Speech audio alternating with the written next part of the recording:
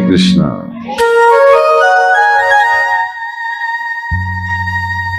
तो आज जो है हम लोग जहां कल हमने समाप्त किया था वहां से आरंभ करेंगे। तो एक छोटी सी मंगलाचरण।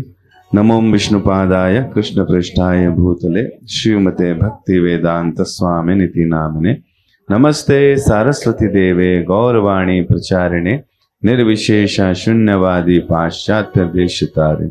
जय श्री कृष्ण चैतन्य प्रभु नित्यानंद श्री अद्वैत गदाधर शिवासादि गौर भक्त। हरे कृष्णा कृष्ण कृष्णा हरे हरे हरे राम नारायणं नमस्कृत्यं नरं चैव नरोत्तमं दैवीं सरस्वतीं व्यासं ततो जयमुदीरये। हरे कृष्णा। तो कल जैसे हम लोगों ने बातचीत शुरू की थी श्रीमद् भागवतम की महिमा से कि इस ग्रंथ की कितनी महिमा है। क्यों? क्योंकि इसमें भगवान श्री कृष्ण की शुद्ध भक्ति, उनके शुद्ध भक्तों की ही चर्चा मिलती है। इसलिए सारे वैदिक ग्रंथों में या जब उसकी तुलना की जाए एक वृक्ष से तो श्रीमद् भागवतम उसका पका हुआ फल है, आम है कि नहीं। और उसमें शुक जैसे शुकदेव महाराज जैसे तोते ने अगर अपना मुंह मार लिया तो उसकी मिठास और बढ़ जाती है। तो हम लोगों को ये ग्रंथ शुकदेव गोस्वामी जी की तरफ से ही मिल रहा है। उन्होंने अपने पिता से सीखा है ना, और पिछले उसमें उन्होंने शिव जी से भी सुना था जब हम कर रहे थे, है कि नहीं। तो इस तरह ये ग्रंथ जो है सारे के सारे वैदिक ग्रंथों का, सारे के सारे इतिहास पुराणों का निचोड़ है, सार है। इसलिए इसको वेदांत सूत्र भी कहते हैं। अर्थात ये वो रहस्य है, वो सार है जो व्यक्ति जो भी इसको पढ़ेगा, समझेगा, सीखेगा, निश्चित रूप से उसका उद्धार है। और हम लोगों ने कल बातचीत शुरू की थी कि किस प्रकार भक्ति देवी अपने पुत्रों के साथ ज्ञान और वैराग्य के साथ वृद्धावस्था को प्राप्त कर चुकी थी। वृंदावन आके, वृंदावन के प्रभाव से भक्ति देवी तो फिर से युवा हो गई, जवान हो गई, लेकिन पुत्र अभी भी वृद्ध अवस्था में थे। नारद जी ने देखा तो उनकी मदद करनी चाहिए। कारण पूछा तो बताया कि किस प्रकार कलयुग के प्रभाव से मेरे दोनों युवा ज्ञान और वैराग्य वृद्ध हो गए। और इस तरह से नारद जी ने उनकी मदद की, श्रीमद् भागवतम की कथा की, वहां भक्ति देवी स्वयं प्रकट हो गई अपने पुत्र ज्ञान और वैराग्य के साथ, और दोनों फिर से जवान हो गए। आगे कथा और थी इसकी महिमा में। किसकी थी? वो ब्राह्मण की, जिसकी पत्नी का नाम था धुंधली और पुत्र का नाम था धुंधकारी। और वो बड़ा ही असुरी प्रवृत्ति का था और उसकी वृत्ति थी चोरी करना, डाके डालना, अपनी पत्नियों को खुश रखना। उन्हीं पत्नियों ने रात को मिलकर उसको मार दिया और उसको प्रेत आत्मा प्राप्त हुई। प्रेत आत्मा भटकती रहती है, इसलिए कभी ना कभी किसी न किसी के शरीर में भी प्रवेश कर जाती है, क्योंकि उन्हें अपनी इच्छाओं को पूरा करने के लिए स्थूल शरीर की आवश्यकता पड़ती है, वरना वो सूक्ष्म शरीर में घूमते रहते हैं। तो इस तरह से जो फल उस ब्राह्मण ने अपनी पत्नी को दिया था उसने तो नहीं खाया था, लेकिन गाय को खिला दिया था। और गाय के पास से एक बच्चा प्रकट हुआ जो पैदा हुआ, और उसके कान गाय जैसे थे, इसलिए नाम क्या पड़ा? गोकर्ण। गोकर्ण से जब वो प्रेत मिला और बताया कि मैं तुम्हारा भाई लगता हूं, मेरा उद्धार कीजिए, मैं प्रेत आत्मा मैं कब से इस योनि में घूम रहा हूं, तो जाके गोकर्ण ने कथा की श्रीमद् भागवतम की, और सारे गांव के लोग पहुंच गए थे, और प्रेतात्मा भी बांस के डंडे में प्रवेश कर गया था। एक एक दिन जैसे कथा की समाप्ति होती थी तो बांस की एक एक गांठ फट जाती थी, और सातवीं गांठ फटते ही उसका उद्धार हो गया। वैकुंठ से विमान आ गया। गांव वालों ने कहा भाई हम भी तो थे कथा में, तो कहा कि आप लोगों ने ध्यान से नहीं सुनी थी। दोबारा कथा की गई, अब सब लोगों ने बड़े ध्यान से सुनी। कथा की समाप्ति में फिर से विमान आ गया और पूरे के पूरे गांव को ले गया। आज अगर विमान आ जाए और 5-10 लोगों को कहे चलो जी तुमने बड़ी अच्छी सुनी कथा, चलो सुभाष नगर छड़ गिरी जाना सी, सुभाष नगर को वैकुंठ बना दो, है कि नहीं? हो सकता है जहां कामी, क्रोधी, लोभी, फुल ऑफ जेलस लोग हों, जिनकी इंद्रियां उनके काबू में ना हो, जो बातचीत करते हुए गालियों के साथ ही करते हों, ऐसे जगत में भला वैकुंठ थोड़ी है, वो तो कुंठा जगत है। लेकिन हां, हम लोग जो इन अनर्थों से भरे हुए हैं, जिसकी वजह से समाज के अंदर हर जगह कलह और कलेश मचा हुआ है, हम लोग भी सुधर सकते हैं। जैसे जब अमेरिका जैसे देश में प्रभुपाद जी गए और वहां पर हरे कृष्ण महामंत्र का जप और कीर्तन किया, गीता भागवती कथा सुनाई, तो जो मलेच्छ और यवन जैसे लोग थे, जो मांस भक्षण नशा क्या नहीं करते थे, उनका हृदय पवित्र हो गया। वो लोग वैष्णव बन गए और वैष्णव बनने के बाद काम, क्रोध, लोभ, मोह से ऊपर उठ गए। तो जब लोग इन सब चीजों से ऊपर उठ जाते हैं तो समझ लीजिए वही जगह वृंदावन हो गई। तो सुभाष नगर को अगर वृंदावन बनाना है तो क्या करना पड़ेगा? क्या करना पड़ेगा? भगवान के नाम का जप करना पड़ेगा, कीर्तन करना पड़ेगा। तो धीरे धीरे हमारे हृदय से काम वासनाएं समाप्त हो जाएंगी, क्रोध वो समाप्त हो जाएगा, पारिवारिक मोह जो हमें बांधे रखता है, जिसके चक्कर में हम लड़ते झगड़ते हैं, इनसिक्योर रहते हैं, वो समाप्त हो जाएगा। लालच थोड़ा है, थोड़े की जरूरत है, अपना घर तो अपना ही होता है, ये दिल मांगे,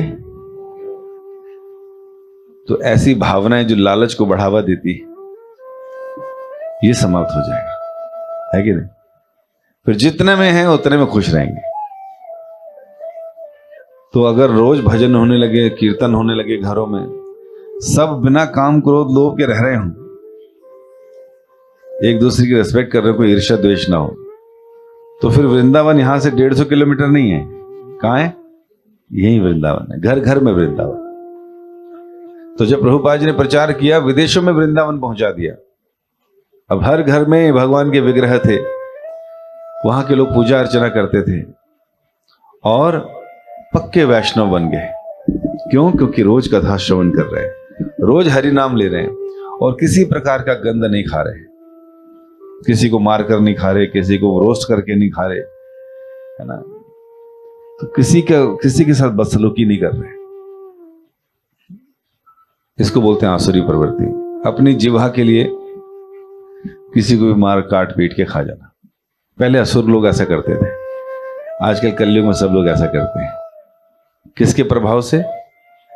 कलयुग के प्रभाव से।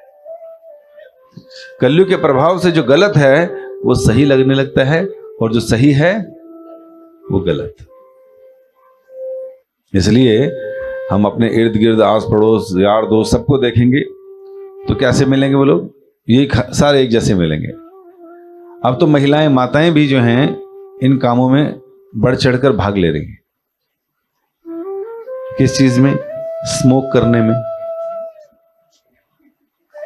ठीक है कि नहीं? ड्रिंक्स लेने में, किटी पार्टीज, वहां पर मदिरा पान, नशे करना, थोड़ा सा पैसा ज्यादा हो जाए तो पब जाना, हुक्का पार्लर जाना, है कि नहीं?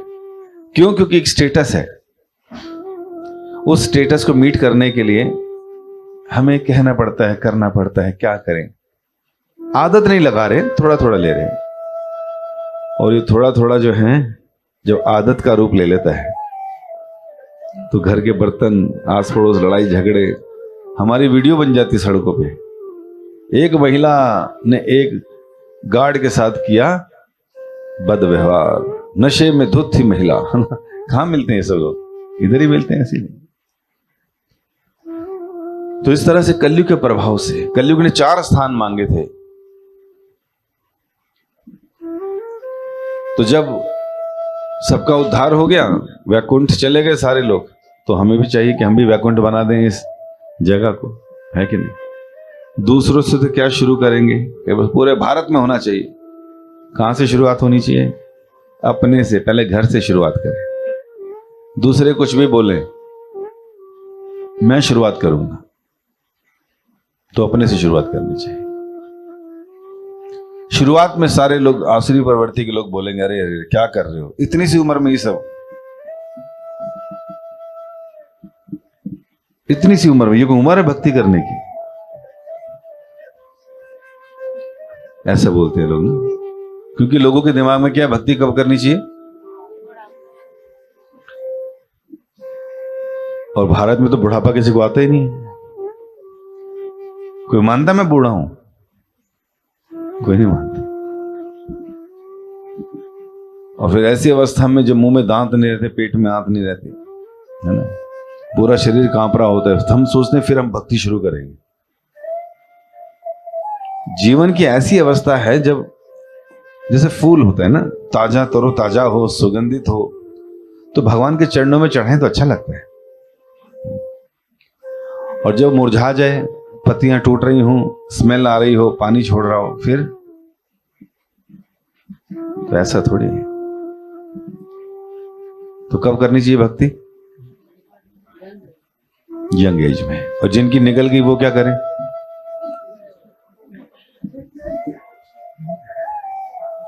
जब आंख खुल जाए। भक्ति में ऐसा कोई दिक्कत नहीं, उत्साह होना चाहिए। भक्ति उम्र नहीं देखती। कोई वृद्ध अवस्था में भी भगवान का नाम जप करे, कीर्तन करे, उत्साह के साथ करे, तो भगवान स्वीकार कर लेंगे। ये कोई स्कूल के एग्जाम थोड़ी है कि नहीं सर अब स्कूल में एडमिशन नहीं दे सकते आपको, आपकी उम्र निकल गई। अब तो सितंबर अक्टूबर चल रहा है, अब तो बिल्कुल एडमिशन हो ही नहीं सकता सर। नहीं जी नहीं, यहां तो पेपर कल है, आज एडमिशन ले लो, कोई दिक्कत नहीं। मतलब अगर परीक्षित महाराज के पास कितने दिन थे? 7 ही दिन बचे थे, तो उन्होंने उसी टाइम एडमिशन ले लिया और हो गए मुक्त। तो भक्ति की आयु वास्तव में है तो बचपन से, लेकिन अगर कोई वृद्धावस्था में भी ज्वाइन कर रहा है, उस अवस्था में भी भगवान को समर्पित हो रहा है, तो भगवान उसके उत्साह को देखकर उसको स्वीकार कर लेंगे, है कि नहीं? तो इस तरह से जब भागवत की शुरुआत हुई, तो शुरुआत होती है शौनक आदि ऋषि 88,000 लोग यज्ञ कर रहे हैं कलयुग के लोगों के लिए, कि कलयुग के लोगों को इतने कष्ट होंगे, इतनी समस्याएं होंगी, तो इनका उद्धार कैसे होगा। तभी वहां पहुंचते हैं सूत गोस्वामी जी, तो उनसे प्रश्न करते हैं, उनका गुणगान करते हैं, कहते हैं ब्राह्मण आप जैसा व्यक्ति अगर आपका स्मरण भी करते हैं तो लोगों के घर पवित्र हो जाते हैं। मतलब सूत गोस्वामी जैसे वैष्णव का अगर कोई घर में बैठ के सोच रहा है, उनके बारे में स्मरण कर रहा है, तो पूरा घर पवित्र हो जाता है। और ऐसे लोगों को घर में बुलाना, बैठने का स्थान देना, जल इत्यादि पूछना, उनकी सेवा करना, अगर किसी ने यह कर लिया तो क्या लाभ होगा। चलते फिरते तीर्थ है वैष्णव, जहां भी जाएंगे उस जगह को तीर्थ बना देंगे। तीर्थम कुर्वन्ति तीर्थानि। तो इस तरह से वैष्णव जो हैं उनका गुणगान किया, और गुणगान करने के बाद उनसे पूछा कि हमें कुछ बताइए, कलयुग के लोगों का उद्धार कैसे होगा। तो सूत गोस्वामी जी ने कथा शुरू की, उनका मार्गदर्शन किया। सवे पुंसा परो धर्मो यथो भक्ति अधोक्षज। उन अधोक्षज भगवान कृष्ण की भक्ति करनी होगी, तभी उद्धार होगा संसार में लोगों का। फिर उन्होंने और प्रश्न किए, परीक्षित महाराज के बारे में पूछा, सुखदेव गोस्वामी महाराज के बारे में पूछा, तो उन दोनों का जीवन वृत्तांत बताते हैं। और अब जब हमें पता चलता है कि परीक्षित महाराज को श्राप मिल गया श्रृंगी के द्वारा कि 7 दिन के अंदर तक्षक नाम के सांप के द्वारा मृत्यु हो जाएगी, और दूसरी तरफ से सुखदेव गोस्वामी महाराज जो कि 16 वर्ष की आयु में ही घर त्याग कर भगवान के स्मरण में निकल गए थे, तो वो भी आए। उसी सभा में पहुंचे जहां पर सारे बड़े बड़े ऋषि मुनि ब्रह्म ऋषि इत्यादि पहुंच गए थे। नारद जी, व्यासदेव जी भी पहुंच गए थे कि यहां कथा होने वाली है सुखदेव गोस्वामी के द्वारा। तो जब वहां पहुंचे तो परीक्षित महाराज ने प्रश्न किया,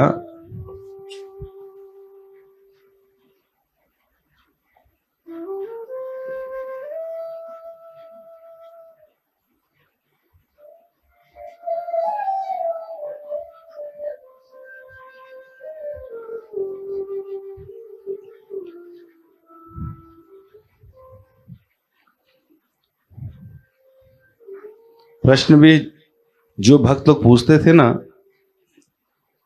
उस प्रश्न के पीछे बड़ा लाभ होता है हम सबका। इसलिए पहले तो प्रश्न की ही तारीफ की जाती है कि इस प्रश्न में सब लोगों का भला होने वाला है, इसके उत्तर में। तो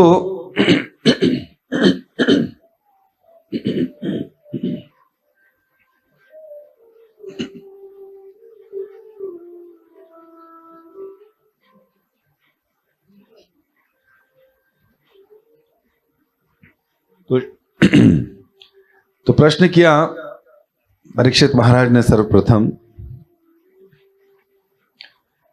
उन्होंने कहा कि आप मुझे कुछ बताइए। सुखदेव गोस्वामी जी से पूछा, यश्रोतव्यमयो जप्यम यत कर्तव्य निर्भी प्रभो समृतव्यम भजनीय वा भूमि यद्वा विपर्ययम। कृपया मुझे बताएं कि मनुष्य को, जो व्यक्ति मरणासन है, जिसके पास ज्यादा समय नहीं बचा, ऐसे व्यक्ति को क्या सुनना चाहिए, क्या जपना चाहिए, क्या स्मरण करना चाहिए और किसको पूजना चाहिए।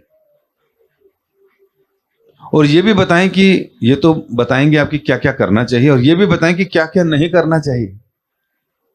कितना जरूरी है ना। कोई व्यक्ति बोल दे कि, कोई बच्चा पूछे कि मुझे फर्स्ट आने के लिए क्या करना चाहिए, वो बोलेंगे ट्यूशन लगानी चाहिए और सारी किताब चाट जानी चाहिए बढ़िया ढंग से, लेकिन ये नहीं बताया क्या क्या नहीं करना चाहिए। अब वो व्यक्ति जो है, ये दो काम करने के बाद पार्क में खेल रहा है, गलत संगति में पड़ गया, नशे भी कर रहा है, साथ साथ पढ़ने की कोशिश भी कर रहा है, धीरे धीरे सब खराब हो जाएगा। तो क्या करना चाहिए ये मालूम होना चाहिए, और क्या नहीं करना चाहिए ये भी पता होना चाहिए। तो कहते हैं मुझे बताएं क्या जपना है, क्या सुनना है, किसका स्मरण करना है। तो इस तरह का जब प्रश्न करते हैं तो वो कहते हैं कि देखिए आजकल का समाज है कैसा। कह रहे हैं निद्रायाम ह्रियते नक्तम व्यवायेन चवावय दिवा च अर्थे हया राजन कुटुंब भरणेन वाह। आजकल के लोग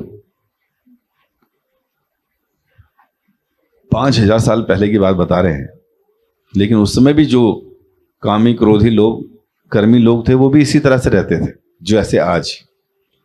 कह रहे हैं कि जो ईर्ष्यालु लोग होते हैं ना, ऐसे गृहस्थ जो गृहमेधी हैं, जिनका जीवन का लक्ष्य भगवान नहीं है, ऐसे लोग अपनी रात्रि या तो पूरी सोने में लगा देते हैं या मैथुन जैसे कार्यों में लगा देते हैं, और इनका दिन बीतता है पैसा इकट्ठा करने में,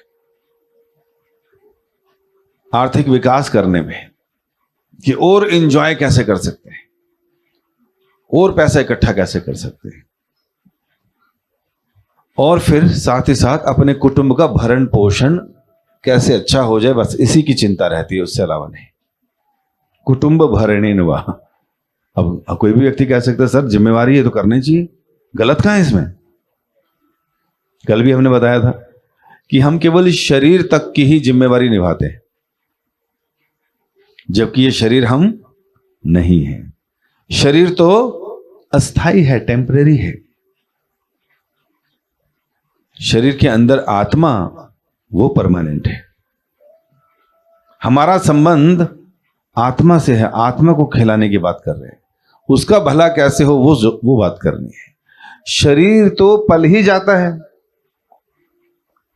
जिसको आप बहुत सावधानी से रख रखाव करते हैं, पालते हैं, पोसते हैं, जिनके माता पिता नहीं रहते, क्या वो नहीं पालते? भगवान तो उनको भी पाल लेते हैं। और पशुओं के यहां पर ऐसा कौन सा कोर्स चल रहा है भाई? उनका भी सब कुछ पल पला जाता है, सब कुछ। तो केवल शरीर के लिए ही सोचना, शरीर की ही जरूरतों को पूरा करना, ये पर्पस ऑफ लाइफ नहीं है। हमें सिखाया ये गया 50 से 200 500 सालों में, बस शरीर और शरीर से ज्यादा कुछ मत सोचो। ये हमारे जीवन का सबसे बड़ा अनर्थ है, केवल शरीर के बारे में सोचना। तो उन्होंने कहा कि लोग जो है अपना समय ऐसे बिता रहे हैं, यहां तक कि कह रहे हैं कि यह मनुष्य जीवन ना तो आर्थिक विकास के लिए कठिन श्रम के निमित्त बना है, ना ही कुत्ते गधों सूअरों की तरह मैथुन में रत रहने के लिए बना है। यह तो भौतिक जीवन की समस्याओं का परमानेंट सॉल्यूशन ढूंढने के लिए बना है। संसार की समस्याओं का परमानेंट सॉल्यूशन इस मनुष्य योनि से ढूंढ सकते हैं। इस तरह कर्मी जन जो रात्रि में सोकर या मैथुन के जैसे कार्यों में रत रहते हैं, दिन में कठिन परिश्रम करके इन सब चक्रों में लगे थे। प्रभुपाद कहते हैं कि इस तरह से लोग जो है अपना जीवन व्यतीत कर रहे हैं। क्या फायदा से जीवन? पशु भी वही कर रहे हैं, मनुष्य भी यही कर रहा है। इसलिए जो आत्मविहीन, आत्मज्ञान, आत्म तत्व से विहीन लोग हैं, ऐसे लोग समस्याओं को सुलझाने की जिज्ञासा नहीं करते। चलने दो, जैसे हो रहा है, हम क्या कर लेंगे। सुशीला भी अच्छी ही है, बीना भी अच्छी ही है ना, सारी अच्छे ने अस्सी जाके की करांगे कल, है ना, होता है ना। हमारे साथ हमारे आस पड़ोस के लोग, रिश्तेदार भी दुखी परेशान हो तो फिर मन करता है इधर ही रहें, है ना, कुछ अलग करने की जरूरत क्या है। तो इस तरह से उन्होंने कहा कि जिस तरह से ये लोग जीवन जी रहे हैं, ऐसा नहीं जीना। जीवन का उद्देश्य है परमार्थ, समस्याओं का परमानेंट सॉल्यूशन ढूंढना। तो ऐसे कुछ चीजें बताई और फिर बताया करना क्या है। ये तो बता दिया कि क्या नहीं करना। जो कर्मी लोग हैं, भगवान से विमुख हैं, जो केवल सोने खाने और सामान इकट्ठा करने में लगी, this is not a purpose of life. तो उन्होंने कहा कि फिर क्या करना चाहिए। उन्होंने कहा तस्मात् भारत सर्वात्मा भगवान ईश्वरो हरि श्रोतव्य कीर्तव्य स्मर्तव्यता भयम।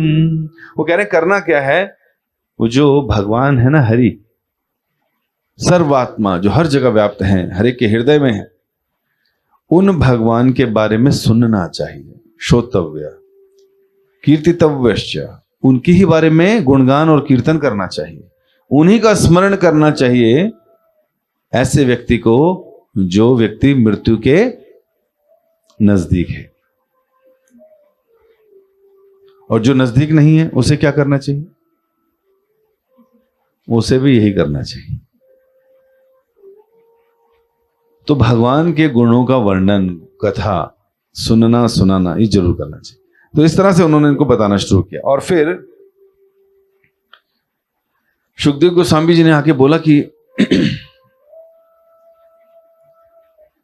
परीक्षित महाराज ने एक प्रश्न किया कि भक्ति आपने कहा कि इस तरह से करते हुए आगे बढ़ना चाहिए, लेकिन सुखदेव गोस्वामी ने कहा कि हो सकता है सभा में ऐसे और भी लोग हों जो ध्यान के द्वारा, ज्ञान के द्वारा, कर्म के द्वारा भी सोच रहे हो कि हम भक्ति वो कर लेंगे। क्योंकि भक्ति योग की सर्वश्रेष्ठता तो बता दी। भक्ति योग का मतलब श्रवणम कीर्तनम स्मरणम इत्यादि, भगवान के बारे में सुनना, कीर्तन करना, जप करना और स्मरण करना, ये भक्ति योग के मुख्य अंग है। तो उन्होंने कहा कि फिर मन कैसे नियंत्रित होगा। मन भी तो एक सबसे खतरनाक, हमारे शरीर में हमारा दुश्मन बैठा है। तब उनके लिए बताया कि किस प्रकार जो विराट रूप है भगवान का, उसका क्या करें, स्मरण करें। किस प्रकार उन्होंने सारी सृष्टि अपने शरीर से निकाली है। और फिर यह भी कहा कि देखो, व्यक्ति को चाहिए कि जीवन तो चल ही जाता है, ऐसा नहीं है कि जब लेटने के लिए पर्याप्त स्थान है हर जगह, तो बड़े बड़े मकानों की आवश्यकता क्या है? ये मकान की टेक्नोलॉजी तो कुछ समय पहले आई है। इससे पहले तो लोग गुफाओं में, पेड़ों के नीचे या साफ जगहों पर रहते थे, नदी के किनारे पे, तो भी तो जीते थे लोग। कह रहे हैं कि 1000-2000 हजार के पिल्लों की आवश्यकता क्या है? अगर अपना हाथ है तो इससे अच्छा पिल्लो क्या है? क्या आवश्यकता है व्यक्ति को? हमारी एनर्जी तो इन्हीं सबको इकट्ठा करने में लग रही है ना, कि अच्छा मकान, अच्छे संसाधन हो हमारे पास, इसलिए तो सुबह से लेकर शाम तक भाग रहे हैं। तो तकिए के लिए अपने भुजाओं को इस्तेमाल कर लीजिए। बड़े बड़े महंगे महंगे बेड की क्या आवश्यकता है, जब जमीन हमको अवेलेबल है कहीं भी सोने के लिए। कितने लोगों को लगता है कि जब नींद आती है तो कई बार हम जमीन पर लेटे, वहां भी नींद आ जाती है। कई लोग सोए जमीन पर कभी? हाँ, तो मतलब सोने के बाद पता चलता है कौन से कितने हजार के बेड पे लेटे हो? नहीं। जिसको नींद आई है वो कहीं भी सो जाता है, वो कथा में भी सो जाएगा, है कि नहीं? खड़े खड़े सो जाते हैं लोग। अगर नींद पूरी करनी, कहीं भी सो जाओ, उसके लिए इसकी आवश्यकता नहीं है। तो सुखदेव गोस्वामी कह रहे जरूरत ही नहीं है। जब कोई अपने हाथों की हथौलियों का उपयोग करके खाना रख कर करों को पात्र बना ले, कर पात्र, और ऐसे भोजन कर ले, तो फिर बर्तन और टेंसिल्स हमारे घर में चाइना, मॉन, ये और वो, इसकी क्या आवश्यकता है? वैसे बता रहे हैं सुखदेव गोस्वामी, साधु की मेंटालिटी बता रहे हैं आपको। आपको नहीं बनना ऐसा है, लेकिन बता रहे हैं कि कितने में जिया जा सकता है। कि हाथ फैलाइए, जितना आ गया खा लीजिए, दोबारा खाना फिर खा लीजिए, क्या दिक्कत है?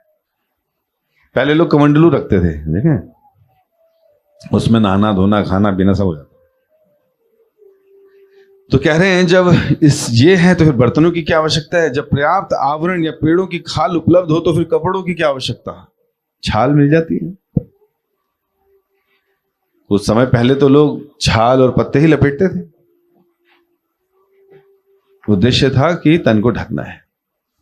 और आज फैक्ट्रियां लगाई जा रही हैं, कपड़े, सिल्क पहनना है, कॉटन पहनना है, डेनिम पहनना है, उसके लिए फिर हम सुबह से लेकर शाम तक भागते हैं। तो एक भक्त अपनी दृष्टि से बता रहा है कि अगर ये सारी चीजें अवेलेबल हैं, then why should I unnecessary work whole day like hogs and dogs? Why should? No.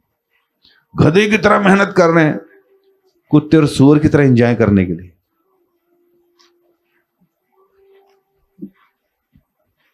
उन योनियों में काफी एंजॉयमेंट है, आई एम सॉरी, है ना, है कि नहीं? उन योनियों में भी खूब एंजॉयमेंट है। तो इस तरह से जीवन को सरल बनाना चाहिए, कॉम्प्लिकेटेड नहीं। हर व्यक्ति पे आज 50-50 तरह के लोन है। लोन में चीजें बहुत आसानी से मिल जाती है, लेकिन उतारने में नानी याद आ जाती है। एक बार ले तो लो 20 साल के लिए, तो पहले 16 साल तो उनका इंटरेस्ट ही जा रहा होता है, वो कमा रहे होते हैं, बाकी 4-5 साल में कटना शुरू होता है ठीक से।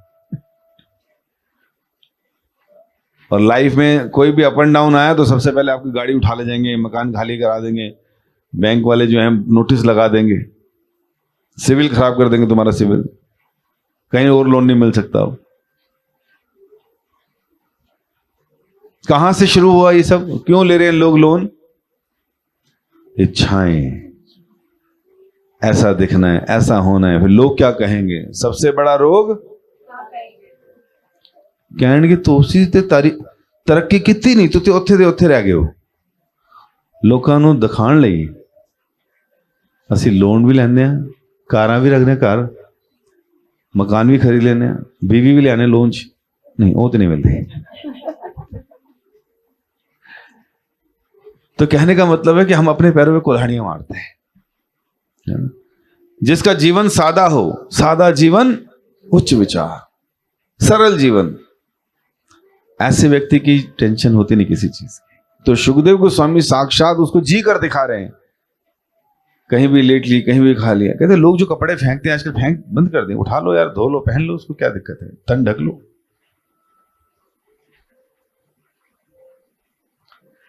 तो इस तरह से उन्होंने बताना शुरू किया, भक्ति योग को सबसे ऊंचा रखा, और फिर थोड़ा सा विराट रूप के बारे में भगवान के चर्चा की। तो हम उस बात पर आगे नहीं जाएंगे। तो यहां पर उसके बाद आने वाले अध्यायों में सुखदेव गोस्वामी से परीक्षित महाराज ने पूछा कि मैं और सुनना चाहता हूं आपसे इस सृष्टि के बारे में, और ये सृष्टि कैसे हुई, कैसे आगे बढ़ी। कौन पूछ रहे हैं? परीक्षित महाराज। किन से पूछ रहे हैं? सुखदेव गोस्वामी से। तो सुखदेव गोस्वामी जी ने कहा कि जो प्रश्न आपके हैं सृष्टि को लेकर, भूतकाल में ऐसे ही कुछ प्रश्न नारद जी ने पूछे थे ब्रह्मा जी से, और ब्रह्मा जी ने जब भगवान को प्रसन्न किया था, तो भगवान और ब्रह्मा जी के बीच का भी संवाद है, जिसमें सृष्टि की चर्चा हुई है, सर्ग और विसर्ग की।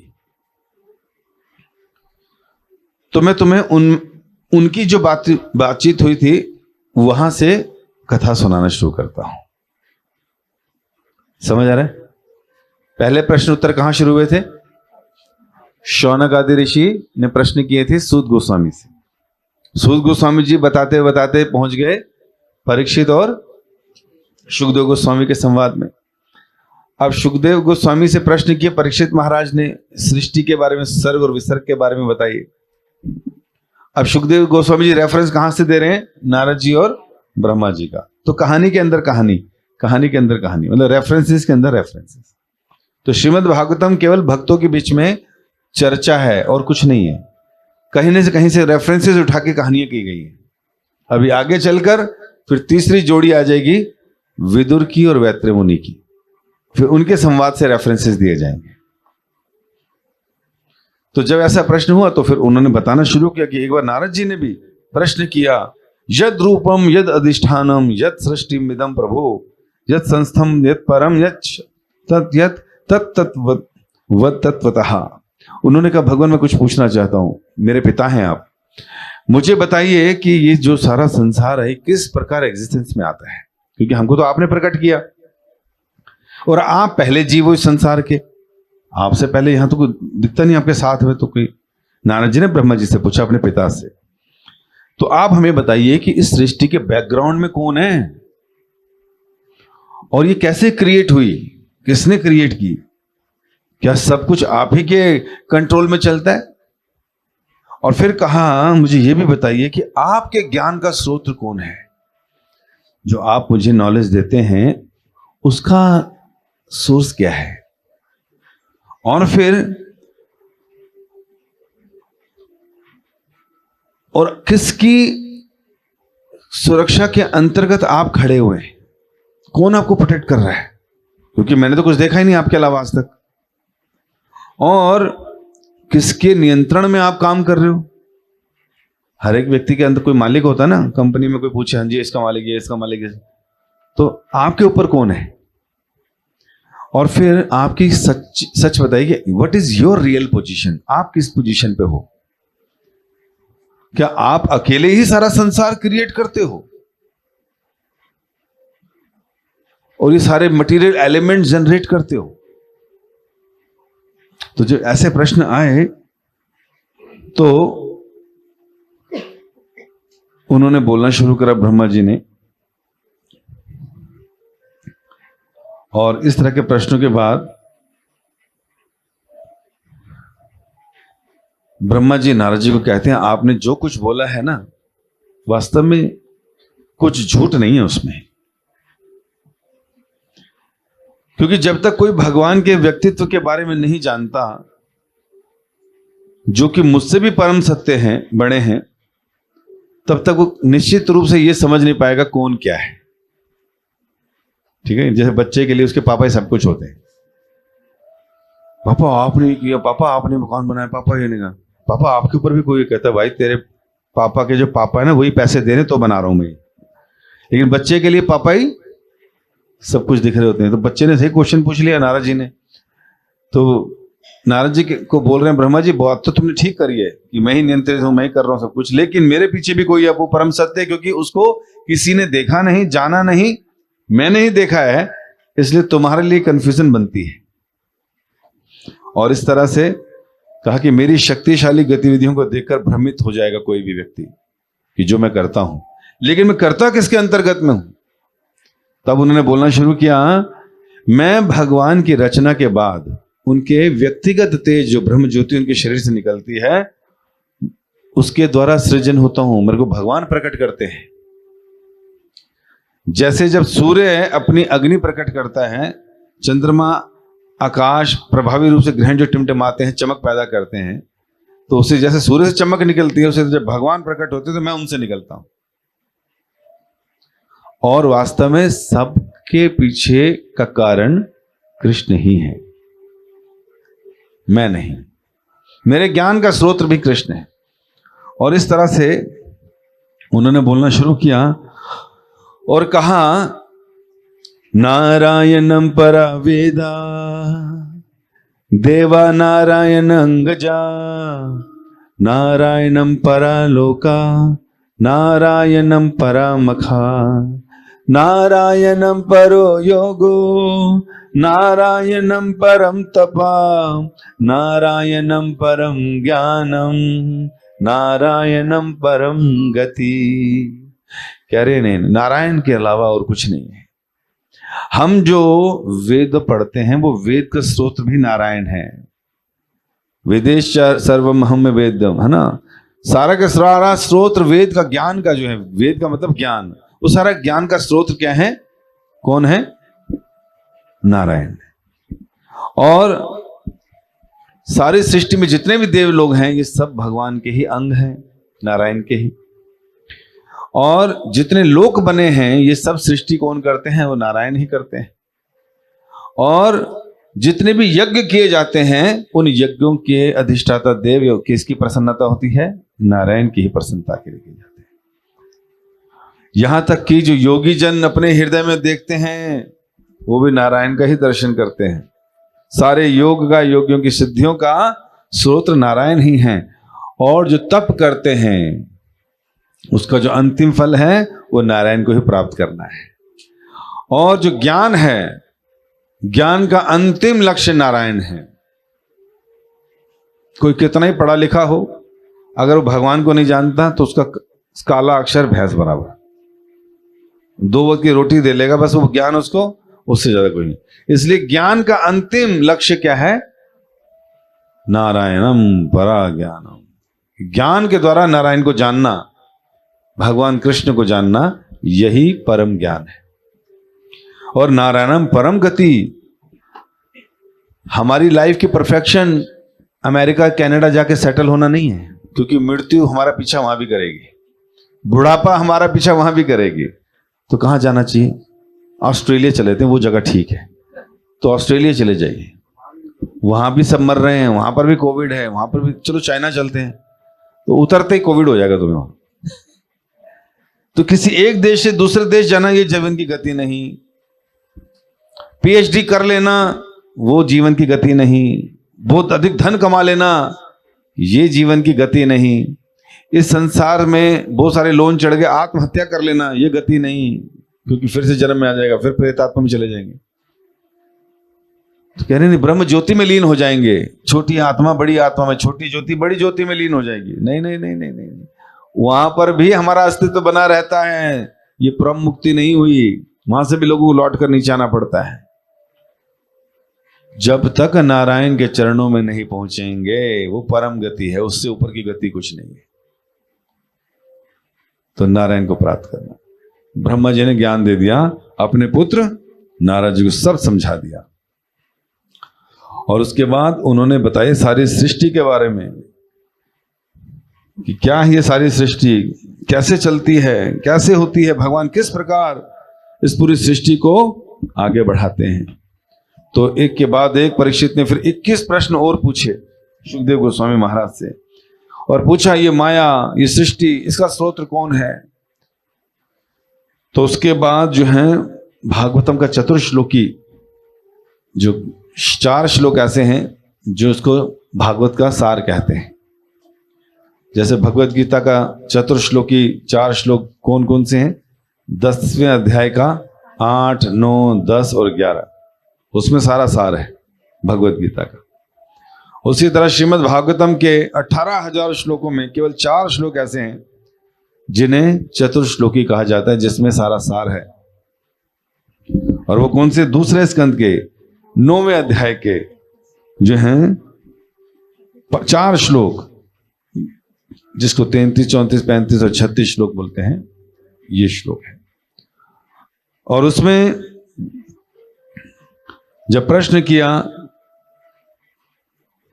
परीक्षित महाराज ने, तो उन्होंने पूछा कि कौन है बताइए फिर जो सारी सृष्टि को चलाता है। तो उन्होंने बोला कि मैं तुम्हें जवाब दूंगा जब भगवान का मैंने दर्शन किया था पहली बार। और ये ज्ञान जो मैं दुनिया को दे रहा हूं, ये तुम्हें दे रहा हूं, ये ज्ञान मुझे भगवान से ही प्राप्त हुआ है। भगवान ने मुझे कहा अहम एवासम एवाग्रे। जब ये सृष्टि नहीं थी उससे पहले मैं एग्जिस्ट करता था। स्टीफन हॉकिंस एक साइंटिस्ट हुए हैं, सुना नाम आप लोग? एथीस्ट टाइप थे काफी। मरने से पहले उनका एक आर्टिकल पढ़ा था मैंने।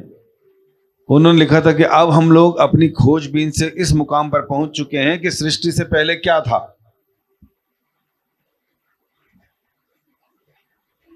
मैंने कहा है स्टीफन हॉकिंस ने भागवत पढ़ ली क्या? क्योंकि भागवत में लिखा है, कृष्ण कह रहे हैं सृष्टि से पहले मैं था। तो उसकी वो अखबार की कटिंग और दूसरा ये श्लोक का मीनिंग भागवत का, मैंने दोनों को कोलाज बनाया और फेसबुक पे अपलोड कर दिया कि जहां पर स्टीफन हॉकिंस कह रहे हैं कि अब हम लोग इसके बहुत नजदीक हैं, जिस दिन हम ये जान जाएंगे कि सृष्टि से पहले क्या था। मैंने कहा तो यही जानेगा आखिरी में कि भगवान थे।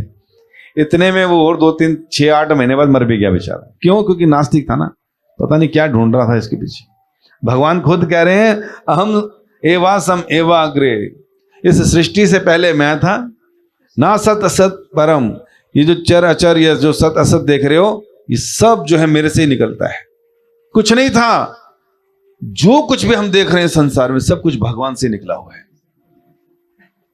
पश्चात हम एताश्च, जब ये सब खत्म हो जाएगा तो भी मैं ही बचूंगा। यो वशिष्येत सो अस्मि हम, जो शेष बचेगा तो भी वो शेष मैं ही हूं।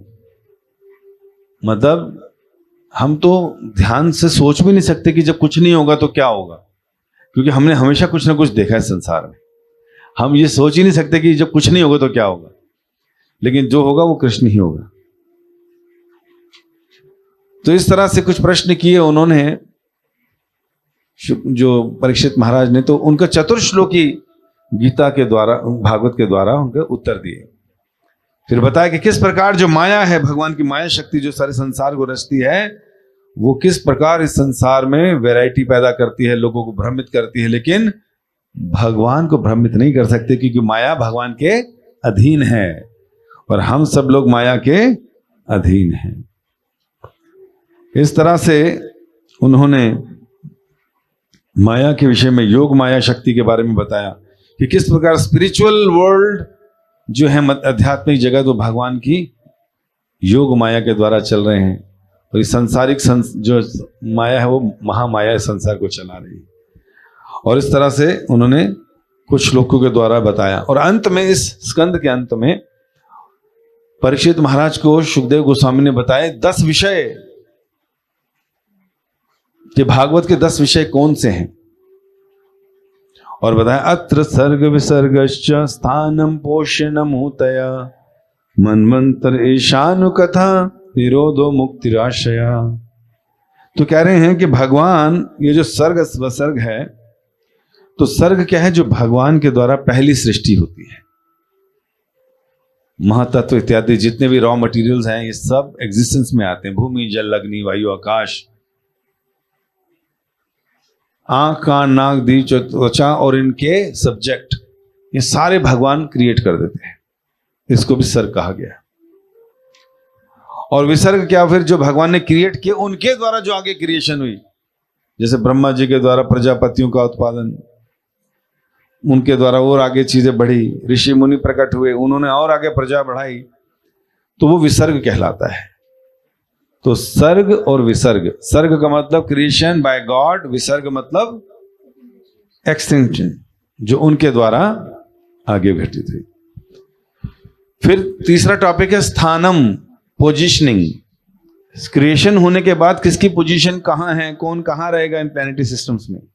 हम तो पृथ्वी का ही जानते हैं खाली। पृथ्वी के ऊपर 6 लोक और हैं, भूवर लोक, स्वर लोक, महर लोक, जन लोक, तप लोक, सत्य लोक। पृथ्वी के नीचे 7 लोक और हैं, अतल, वितल, सुतल, तलातल, रसातल, महातल, पाताल, और इन सब में जीवन है। ऊपर के लोग स्वर्ग कहलाते हैं सारे, और पृथ्वी के नीचे वील स्वर्ग, गुफा वाले स्वर्ग कहलाते हैं। नीचे के स्वर्ग का ऑपुलेंस ऊपर के स्वर्गों से भी अधिक है। वहां पर रोशनी, जो सांप इत्यादि वहां रहते हैं नागमणियों के साथ, उस रोशनी उनसे प्रकट होती है वहां पर। और पाताल के दक्षिणार्थ में निचली साइड में 84 लाख प्रकार के नरक हैं। कितने प्रकार के? हाँ। और हम सब लोग वहां घूम कर आ चुके हैं, और भक्ति नहीं करेंगे तो फिर सबका टेस्ट लेने वहीं जाना पड़ेगा।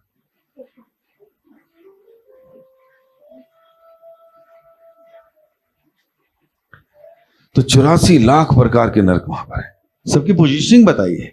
तो स्थानम का मतलब, इसका पंचम स्कंद में बड़े सुंदर ढंग से एक्सप्लेनेशन मिलता है कि भारतवर्ष के कैसे कैसे द्वीप हैं, कहां सुमेरु पर्वत है, और किस प्रकार एक ब्रह्मांड के अंदर 14 प्लैनेटरी सिस्टम है, 14 लोक हैं। गीता में भगवान ने साफ साफ कह दिया, अब्रह्म भुवन लोका पुनरावर्तिन। अर्जुन, अर्जुन, ब्रह्मा जी का जो ऊपर का लोक है ना, सत्य लोक, वहां से लेकर पाताल तक हर जगह मृत्यु है, पुनरावर्ती है। मतलब death and then again birth, birth again death, then again birth. तो 14 के 14 लोक में क्या क्या है? जन्म और मृत्यु, छुटकारा कहीं नहीं है। और इन्हीं में 84 लाख योनियां भी हैं, इन्हीं में 84 लाख नरक भी हैं। कभी व्यक्ति अच्छे कर्म करता है तो देवताओं के बीच में ऊपर स्वर्ग लोकों में जाके जन्म लेता है, तो खूब आनंद उठाता है, जहां पर ये आजकल हर आतंकवादी जाना चाहता है। कहां? जन्नत है ना, जहां पर लोग तो 72 हो रहे हैं। तो हमारे शास्त्रों में भी बताया है कि क्या क्या करने से व्यक्ति स्वर्ग जाएगा। और इस तरह से एक्सप्लेनेशंस ज्यादा है थोड़ी सी। स्वर्ग is not a final destination. आपके पास जब तक बैंक में अकाउंट है, पैसे हैं, तब तक आपको स्वर्ग में रखेंगे। पैसे का मतलब पुण्य कर्म का अकाउंट। जब वो खत्म हो जाएंगे, तेतम भुक्त्वा स्वर्ग लोकम विशालम शिण्य पुण्य मृत्यु लोकम विशंति। जैसे पुण्य खत्म, ऊपर से फिर धक्का मार के नीचे भेजे, चल नीचे जा, फिर हम लोग यहां पर कहीं पैदा होकर आएंगे। और इस बार अगर बुरे कर्म ज्यादा किए, खा पी ऐश कर, who care, just do it, तो उसके बदौलत क्या मिलेगा? नरकों की यात्रा। और फिर उसके बाद कुछ परसेंटेज छोड़ देंगे ताकि शरीर में जाके कष्ट लो, तो फिर अलग अलग योनियों में आते हुए फिर मनुष्य बनेंगे। और फिर मनुष्य बनने के बाद फिर पता नहीं क्या करना है, फिर भूल गए क्या करना है क्या नहीं करना। फिर उनको देखेंगे, अरे हीरो फिल्म स्टार्स क्या करते हैं, हमें वो करना है, वो क्या पहनते हैं हमें वैसा करना है, पड़ोसी ने क्या किया हमें वैसा करना है। फिर दूसरों को देखकर जीवन जीते हैं, फिर से बंटाधार। तो ये जो 84 का चक्र है, ये कभी स्वर्ग, कभी नरक, कभी पृथ्वी, ये छूटता नहीं हमारा, चांस ही नहीं। तो कैसे छूटेगा फिर ये सब? नारायणम परम गति, कि भगवान नारायण कृष्ण की अगर शरण ग्रहण कर ली, वो परम गति है। केवल भगवान के भक्त ही वैकुंठ एंट्री कर सकते हैं। वैकुंठ मतलब जहां कोई कुंठा, परेशानी, दुख, तकलीफ नहीं है। When there is no birth, क्योंकि जन्म हो गया आत्मा का, तो वो आत्मा वहां पहुंच गई, फिर नया शरीर थोड़ी मिलेगा उसको, उसका आत्मा ही अपने में स्वरूप है। तो आत्मा तो मृत्यु होती नहीं है, तो आत्मा वहां चली जाती है, तो आत्मा की मृत्यु है नहीं। अगर आत्मा की मृत्यु नहीं है तो बुढ़ापा भी नहीं है, बीमारी भी नहीं है, क्योंकि वहां समय नहीं है। समय का मतलब टाइम एग्जिस्ट नहीं करता वहां पे।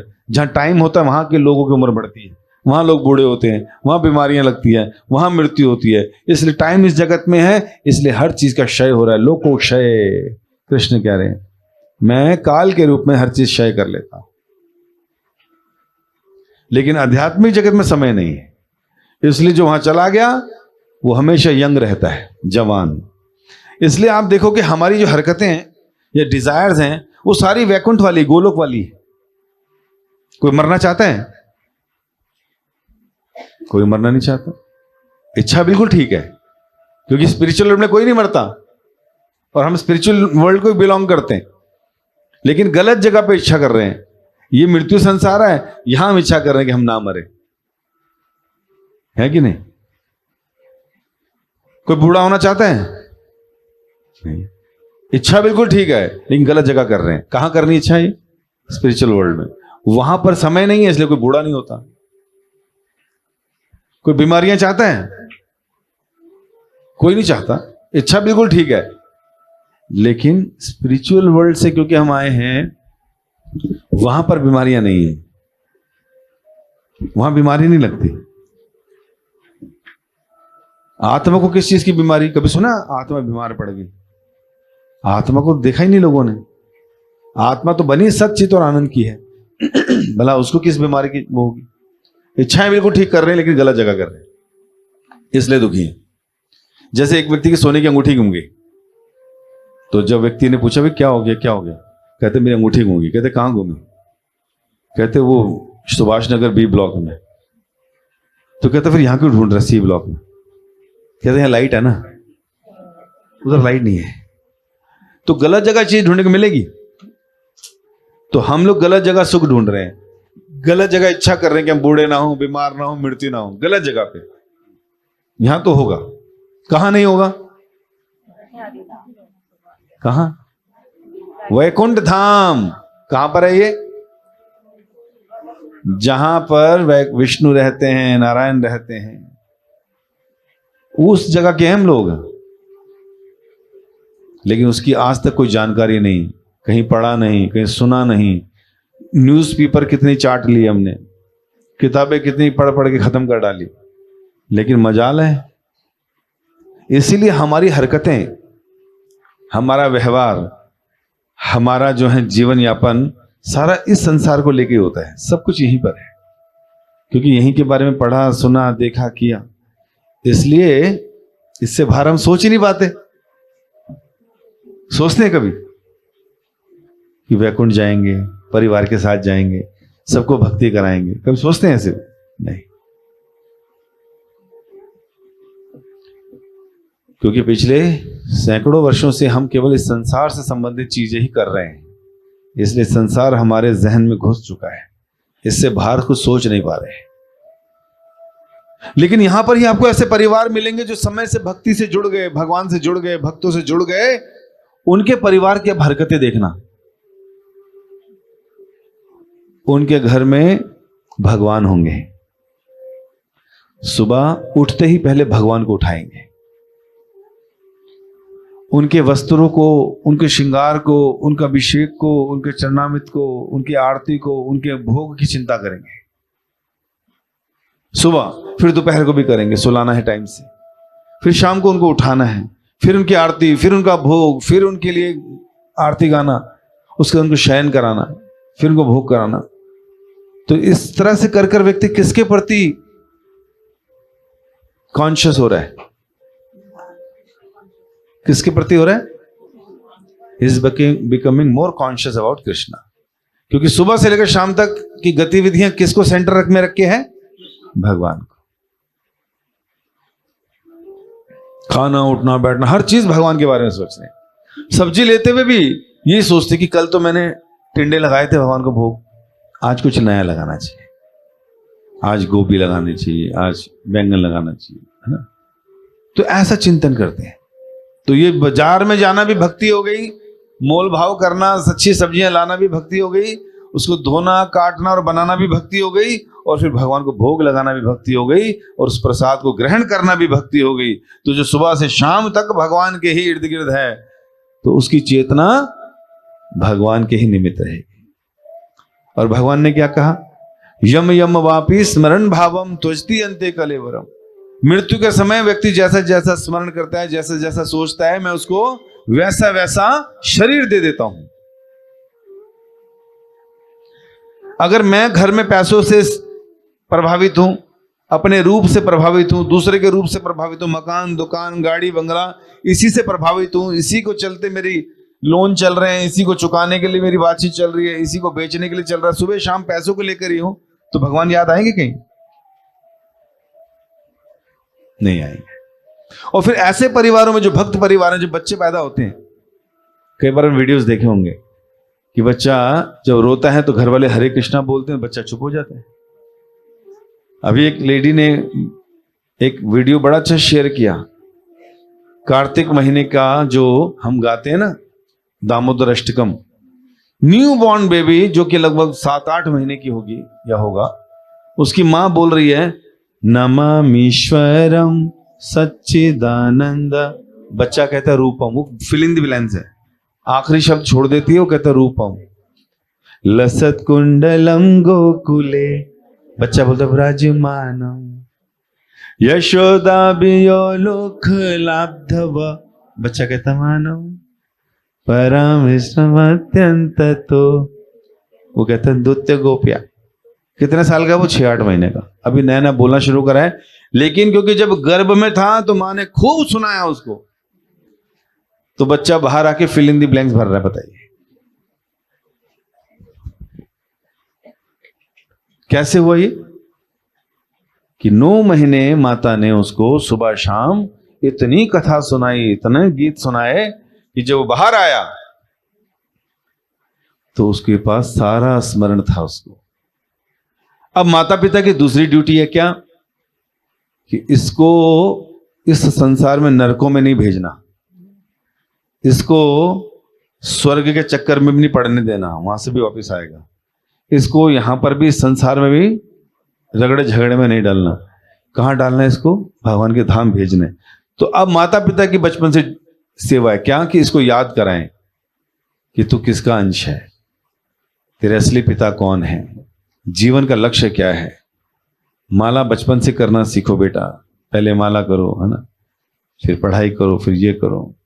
तो ये माता पिता की पहली जिम्मेवारी है। तो जब इस प्रकार हम अपने पूरे एटमॉस्फेयर को कृष्ण कॉन्शियस रखते हैं, तो हमसे जुड़े लोग या परिवार के लोग सब कृष्ण भावना में आ जाते हैं, और मृत्यु के उपरांत ऐसे लोग दोबारा इस संसार में नहीं आते। कृष्ण कहते हैं यत गत्वा ना निर्वर्तन्ते तद धाम परमम। मेरे उस धाम में आने के बाद वो जीवात्मा लौट कर नीचे नहीं जाता।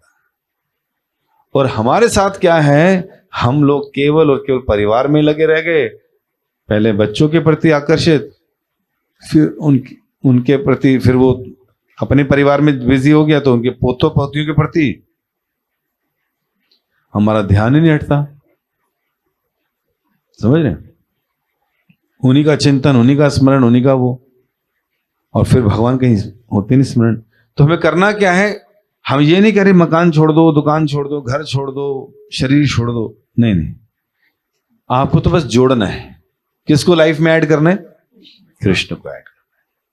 अपनी लाइफ को इस तरह से मोल्ड करना है कि हमारी सारी एक्टिविटीज कृष्ण सेंट्रिक हो, ताकि हमारी चेतना कृष्णमय बनी रहे, बच्चों की चेतना कृष्णमय बनी रहे, और हमारा भजन चलता रहे।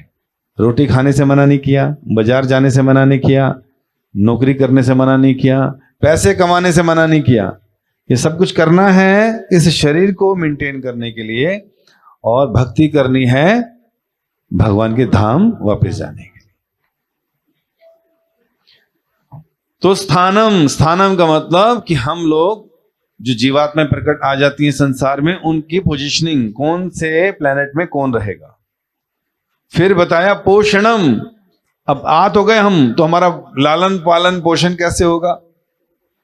तो भगवान पोषण करते हैं, शरीर कैसे चलेगा, वनस्पति कैसे उगेंगी, और इन लोगों की रक्षा सुरक्षा कैसे होगी। और इसके चक्कर में भगवान बार बार अवतरित होकर आते रहते हैं। यदा यदा ही धर्मस्य ग्लानिर्भवति भारत। तो जो 10 विषय बताए उसमें चौथा विषय है, 5वां है पोषणम। और इस संसार के जो राजा महाराजा हैं, जो लोग हैं, वो जो क्रियाएं करते हैं, जो कर्म करते हैं, तो उसमें अलग अलग प्रकार के कर्म हैं, उसको बोलते हैं ऊती। जो इम्पेटस है भगवान भक्ति करने का या संसारिक काम करने का, उसको बोलते हैं ऊती। उसमें शुभ कार्य भी होते हैं लोगों से, अशुभ कार्य भी होते हैं, पूर्व जन्म के कर्मों के आधार पर भी लोग कार्य करते हैं। और फिर है मनवंतर। मनवंतर मतलब ब्रह्मा जी का एक दिन में 14 घंटे या 14 मनु। तो उन मनुओं में कौन कौन से भगवान के अवतार होते हैं, कौन कौन से सप्तऋषि बनते हैं, कौन इंद्र बनता है, इस प्रकार का डिटेल इस भागवत में वर्णन मिलता है। ईशानु कथा तो मतलब भगवान के चंद्रवंश और सूर्यवंश से आने वाले राजाओं का वर्णन मिलता है। और 10वां स्कंद है तो उसमें है सर्वोच्च भगवान श्री कृष्ण का आश्रय लेना, जो हमारे जीवन का लक्ष्य है, आश्रय। और फिर बताया मुक्ति, जो 11वां स्कंद है। तो भगवान कृष्ण जो है उद्धव को बताएंगे, निकलो यहां से, यहां रहने की जरूरत नहीं है, संन्यास लो, निकलो। और फिर 12वां है निरोधो, मतलब वाइंडिंग अप द क्रिएशन। भगवान ने क्रिएशन की सर्ग विसर्ग, सर्ग का मतलब क्रिएशन, और फिर निरोधो मतलब वाइंडिंग अप क्रिएशन की, अब सब कुछ वापस लपेट रहे। तो जो व्यक्ति जहां पर है कर्मों के हिसाब से जब मरता है या जब भगवान पर महाप्रलय ले आते हैं, तो सारे के सारे लोग फिर से भगवान के नाभि कमल में चले जाते हैं। और फिर जब सृष्टि दोबारा से भगवान नेत्र खोलते हैं, तो जैसे भगवान उठते हैं तो जैसा जैसा सोचते हैं वैसा वैसा क्रिएशन होने लगती है। आंखें खोलते हैं तो दृश्य जगत चाहिए तो जगत आ जाता है, शब्द चाहिए तो कान प्रकट हो जाते हैं, कुछ सुनना चाहते हैं भगवान, कुछ सूंघना चाहते हैं तो अलग क्रिएशन हो जाती है। और जितने जीव अंदर चले गए थे, हम लोग तो 10-20 का रिकॉर्ड रख लें तो बहुत बड़ी बात है। भगवान 84 लाख योनियों में हर व्यक्ति का रिकॉर्ड जानते हैं कि कौन व्यक्ति कौन सा कर्म कर रहा था, कौन सी योनि में था, कितने पाप किए थे, कितने पुण्य किए थे। उन सारे रिकॉर्ड्स के साथ जब शरीर में जाता है, जब बाहर निकलते हैं तो उन्हीं योनि में फिर से आ जाते हैं। बताइए, सोच सकता है कोई भगवान की महानता? तो इस तरह से हमारे पास तो रिकॉर्ड नहीं है। आज कुछ भी कर लें, इतने रिकॉर्ड नहीं रह सकते हम। 84 लाख का कोई रिकॉर्ड रख सकते हैं कि कौन व्यक्ति कहां था, किस क्या कर रहा था, कौन से पाप किए थे, सब उसी के हिसाब से योनियां लेकर आते हैं। और इस तरह से ये 10 जो हैं विषय पूरे होते हैं। इसके अंत में परीक्षित महाराज ने सूत गोस्वामी जी ने शौनक आदि ऋषि के प्रश्न करने पर पूछा था, विदुर जी के बारे में बताया था कि विदुर और मैत्रेय भी मिलेंगे, आगे चल के मिले थे। तो उन्होंने प्रश्न किया कि आपने भी सुखदेव गोस्वामी परीक्षित महाराज के बताया, लेकिन हमें यह बताइए कि विदुर जी मैत्रेय मुनि को कहां मिले, उद्धव जी भी उनको मिले, वो कहां मिले, तो क्या घटना घटी, कहां कथा की इन्होंने आपस में। तो कौन पूछ रहा है ये? शौनक आदि ऋषि सूत गोस्वामी पूछे। तो अब अचानक जो 2 बैच चल रहे थे कन्वर्सेशन के, शौनक आदि ऋषि और सूत गोस्वामी जी का, तो वहां पर सुखदेव गोस्वामी परीक्षित महाराज की बात शुरू हो गई। यहां जो प्रश्न हुए उसका जवाब नारद और ब्रह्मा जी के संवाद से देने लगे। फिर अचानक ये होने के बाद सुखदेव गोस्वामी परीक्षित महाराज फिर वापस आ गए। जब 10 विषय बताए तो यहां पर फिर सूत गोस्वामी जी ने क्या पूछा कि मैत्रेय मुनि और विदुर का आपने डिस्कस किया था, उसके बारे में बताइए। तो फिर यहां पर आ गया हूं, तो कैमरा जो है कहां आ गया, वापस पहले स्टेज पर आ गया। तब उन्होंने पूछा कि आप हमें बताइए, यही बात परीक्षित महाराज ने भी पूछी कि आपने डिस्कस किया था तो उसके बारे में बताइए। तो बताते हैं कि किस प्रकार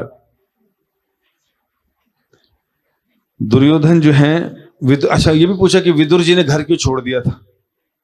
विदुर जी ने घर छोड़ दिया था ना, तो बताते हैं कि क्या कारण था, क्यों हुआ था ऐसा।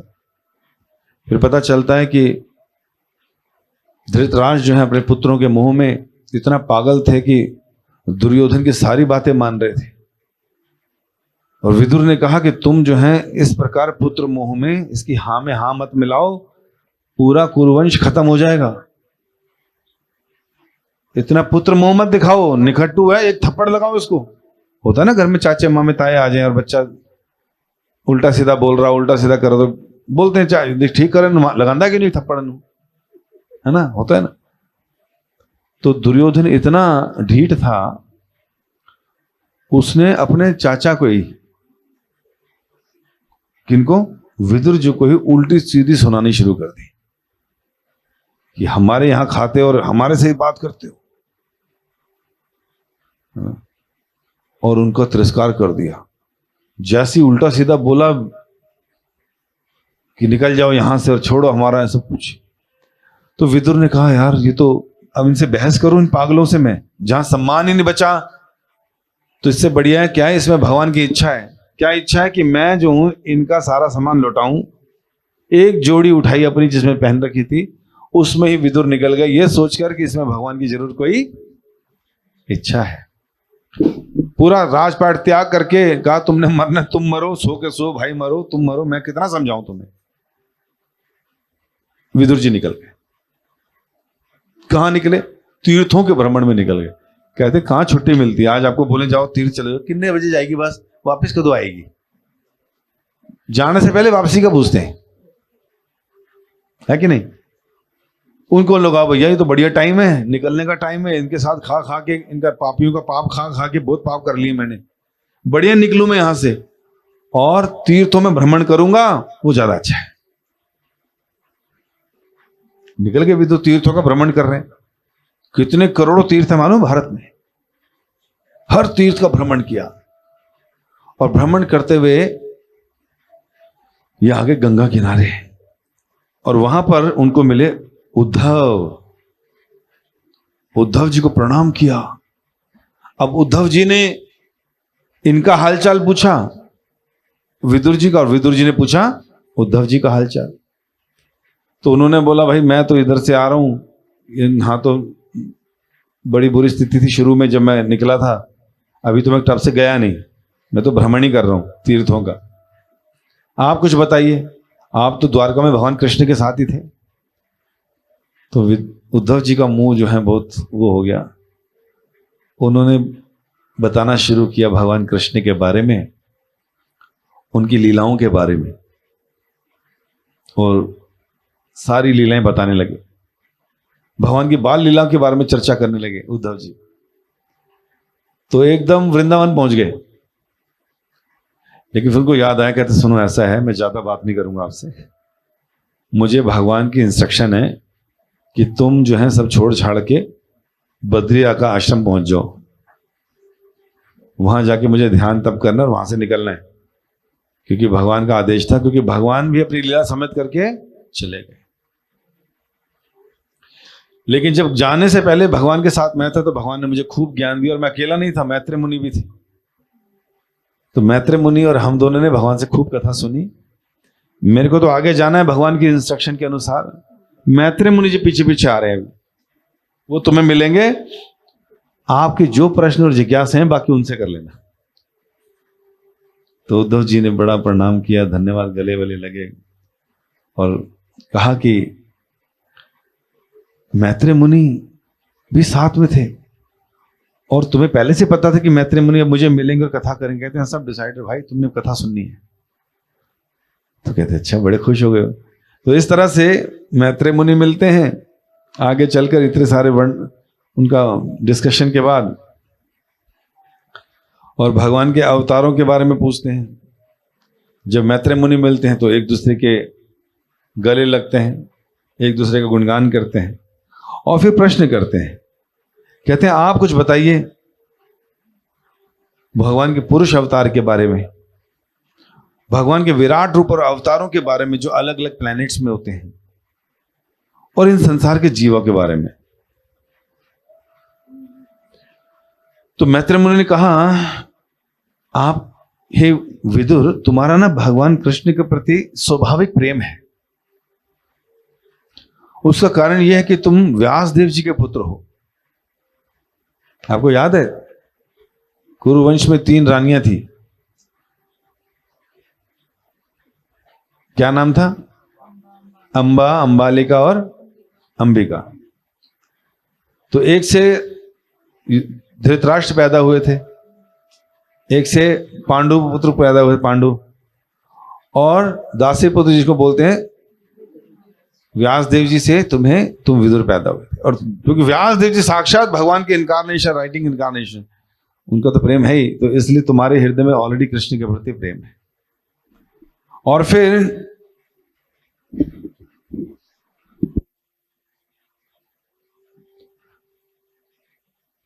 तुम विदुर, तुम पिछले जन्म में यमराज थे, यमराज।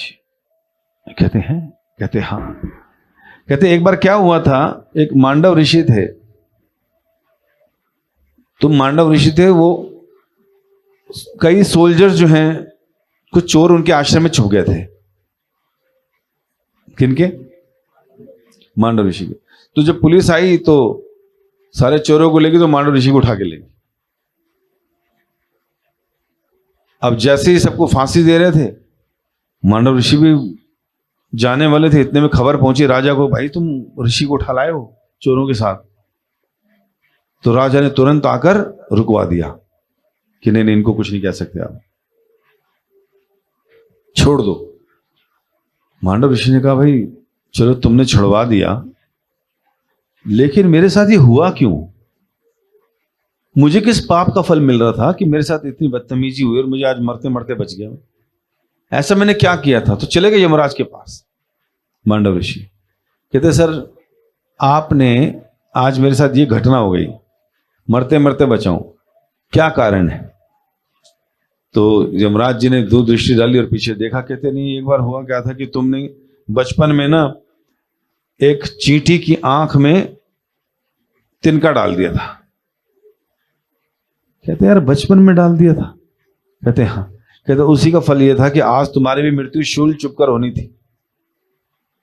मांडव ऋषि को बड़ा गुस्सा आया कि यार छोटा बच्चा था मैं, बचपन में मैंने क्या किया, एक तीली चींटी को घुसा दी, मैंने मार दी, तो उसकी सजा तुम मुझे इस अवस्था में दे रहे हो, और ऐसे मैं तुम्हें श्राप देता हूं, जाओ दासी पुत्र बन जाओ।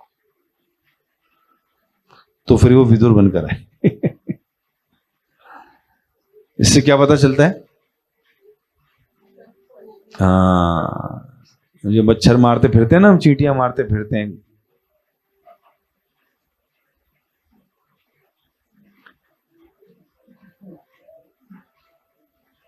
ये तो हम इतनी सी बात कर रहे हैं, लोग तो जीवों को मार मार के पेट में डालते हैं। सबका रिएक्शन है। यहां चींटी को मारने पर खुद को मरने की नौबत आ गई थी, शूल चुप के उनकी मृत्यु होनी थी। वो तो भक्त थे, इसलिए सजा खत्म हो गई, कम हो गई।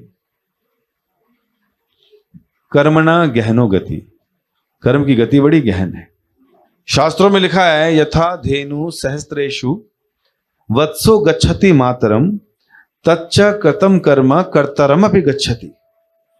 जैसे हजारों गायों में बछड़ा अपनी मां को ढूंढकर दूध पीने लगता है, हजारों गायों में अपनी मां के पास ही जाएगा। कहते हैं वैसे ही कर्म करने वाला व्यक्ति चाहे अच्छा करे चाहे बुरा करे, उस कर्म का फल उसको ऐसे ही ढूंढ लेगा जैसे बछड़े ने अपनी मां को ढूंढ लिया। इसका क्या मतलब हुआ कि हमारे साथ जो भी अच्छा और बुरा हो रहा है, वो हमारे कर्म ही हमें ढूंढ ढूंढ कर हाय हाउ आर यू कहने आ रहे हैं। हम दोष किसको देते हैं? जब हमारे साथ कुछ होता है बुरा, किसको दोष देते हैं?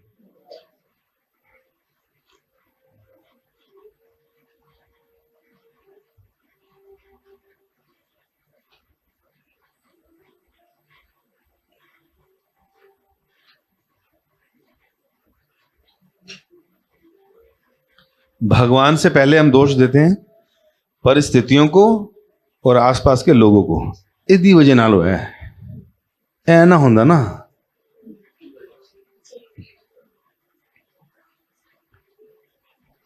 तो हमारे साथ जो घटनाएं घट रही हैं, it is because of past karmas of our life. तो क्या करना चाहिए?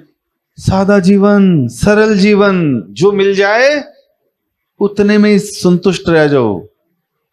नए कर्म फालतू के उल्टे सीधे जनरेट मत करो, क्योंकि हर एक का रिएक्शन है। तो इस तरह से जब बताया कि तुम्हारे को इसका मिला है तो फिर तुम्हें सजा मिली, और कोई बात नहीं, आप प्रश्न करो, कहते हैं आगे बढ़ते हैं। तो उन्होंने कहा भाई आप क्रिएशन के बारे में बताओ। तो फिर भगवान के विराट रूप का जो है डिस्कशन होता है कि कैसे भगवान के विराट रूप से सारा संसार प्रकट होता है। भगवान के पैरों से शूद्रों का, हाथों से क्षत्रियों का, उदर से वैश्यों का प्रकट होना और मुख से ब्राह्मणों का। भगवान की नस नाड़ियां जो शरीर में है विराट रूप में, वो सब झरने, नदियां और सागर का रूप है। तो संसार में जो कुछ हो रहा है वो सारा के सारा भगवान का विराट रूप के अंदर ही प्रदर्शित होता है, ऐसा। फिर उन्होंने पूछा कि विदुर ने पूछा कि मान लिया कि इतना ज्ञान है, सब कुछ है, लेकिन आत्मा तो हमेशा शुद्ध होती है ना, ये अज्ञान में कैसे आ जाती है? आत्मा में तो हमेशा ज्ञान है, तो वो कैसे प्रभावित हो जाती है? उन्होंने कहा माया, भगवान की जो माया है, माया शक्ति, वो ज्ञान आच्छादित कर देती है और लोगों को मालूम ही नहीं पड़ता सही क्या और गलत क्या है। जैसे अब इतनी कथा सुन रहे हैं, सबको सही और गलत पता भी चल जाएगा, लेकिन उसके बाद रजोगुण और तमोगुण के प्रभाव से हम फिर वहीं कहते हैं जिथे दी खोती, जितना मर्जी सुन लें, सही क्या है गलत क्या पता भी रहेगा, मालूम है ये नहीं करना चाहिए, लेकिन हमारी जो स्वभाव बन चुका है वो उत्थे ही ले आएगा, ये करो तुझे। इस स्वभाव को बदलने को ही कृष्ण भावनामृत कहते हैं। हम शराबी थे, हम कबाबी थे, हम जुआरी थे, हम नशेड़ी थे, हम गलत संगति में रहते थे, हम अज्ञानी थे, हमें कुछ पता नहीं था, हम अपने जीवन को जीवन मानते थे, परिवार से ही संबंधित थे, घर के अलावा कुछ नहीं सोचते, सारे हमारे गुण थे ना। इस स्वभाव को बदलना है, इसमें कृष्ण चेतना को ऐड करना है, गलत चीजों को छोड़ना है। कितना जीवन है हमारे पास जीने के लिए, कितनी सांसें, 2 साल, 10 साल, 20 साल, बस उसमें तो थोड़ी भक्ति करनी है, और वो भी 24 घंटे हमारी हरकत नहीं हो नहीं सकते हमसे, तो 1-2 घंटे से शुरू कर लो, और धीरे धीरे जीवन में स्वभाव में बदलाव आएगा ही है। जो स्वभाव हमारा वास्तविक में ये नहीं है जो हम कर रहे हैं, स्वभाव हमारा है कृष्ण की सेवा करना। जीवेर स्वरूप है कृष्णेर नित्य दास। हर आत्मा का एक ही स्वभाव है, और वो क्या है? भगवान श्री कृष्ण की सेवा। यह हमारा स्वभाव है। लेकिन क्योंकि इस संसार में आ गए, माया के प्रभाव में पड़ गए, तो भगवान की सेवा की जगह हम किसके दास बन गए? अपने शरीर के, अपने परिवार के, अपने संसार के, अपने देश के दास बन गए। वो सारी एनर्जी हम संसार के लोगों को सुखी और खुश करने में लगा रहे हैं, वो सुखी और खुश कभी होते ही नहीं। तो हमारा स्वभाव है भगवान की सेवा करना, लेकिन स्वभाव से विपरीत होकर हमने संसार की सेवा करना शुरू कर दी। इसलिए यहां जितनी मर्जी सेवा कर लो, अंत में लोग बोलेंगे आपने मेरे लिए किया ही क्या है। इसलिए क्या करना? अपना जो वास्तविक स्वरूप है कृष्ण के दास, कृष्ण की सेवा। यस्मिन तुष्टे जगत तुष्ट। अगर भगवान को संतुष्ट कर लिया अपनी सेवा से, तो पूरे संसार को सेवा हम लोग संतुष्ट कर सकते हैं। जैसे पेड़ की जड़ में पानी डालने से आपको अलग अलग टहनी, शाखा, पत्तियों, फूलों और फलों पर पानी डालने की आवश्यकता कहां डाल दिया आपने? जड़ में डाल दिया। उसी तरह जब भगवान श्री कृष्ण जो जड़ स्वरूप हैं, उनकी जब हम भक्ति करते हैं, उनकी जब सेवा करते हैं, तो 33 करोड़ देवी देवता ही नहीं, संसार के सारे लोग संतुष्ट हो जाते हैं। ब्रह्म आदि देवगण प्रसन्न। ब्रह्मा से लेकर जितने और आदि देवगण हैं सब प्रसन्न हो जाते हैं। क्यों? क्योंकि आपने जड़ में पानी डाल दिया। समझ आ रहा है? आ रहा है? जब समझ आ रहा होता है तो इसका मतलब क्या है? मुंडी हिल रही होगी। ओके। और समझ आने का दूसरा लक्षण कब दिखाई देगा? जब नहीं समझ आ रहा है तो इसका मतलब व्यवहार में भी आएगा। समझे? किसी को कोई चीज समझ आ गई, जब किसी को मंगाते हैं ना, भाई तू यहां चला जाइए, ये जाके ले आइयो, वहां वो मिलेगा, उसको वो देकर आ जाइए, समझ गया है? मैं दोबारा बता दो एक बार। अच्छा, वहां चला जाए, ये मिलियो, ये करिए, ऐसे करके। समझ गया अब? हाँ समझ गया हूं। तो जाता है और खाली हाथ आता है। अब तू खाली हाथ आ गया? तेरे को तो बता कर भेजा था कहां जाना है, क्या करना है, किससे क्या लाना है। वो मैं ना भाई भूल गया। तो इसका मतलब समझ, मैं आप लोगों से पूछूं, समझ आया? क्या करना लाइफ में? तो कब पता चलेगा ये?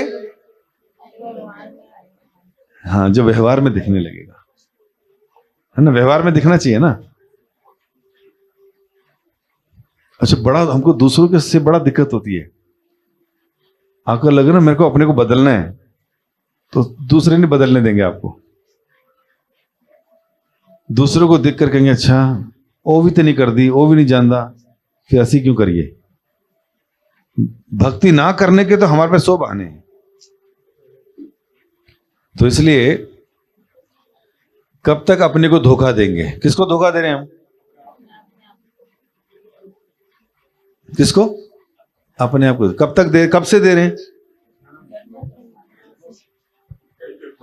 कितने जन्मों से?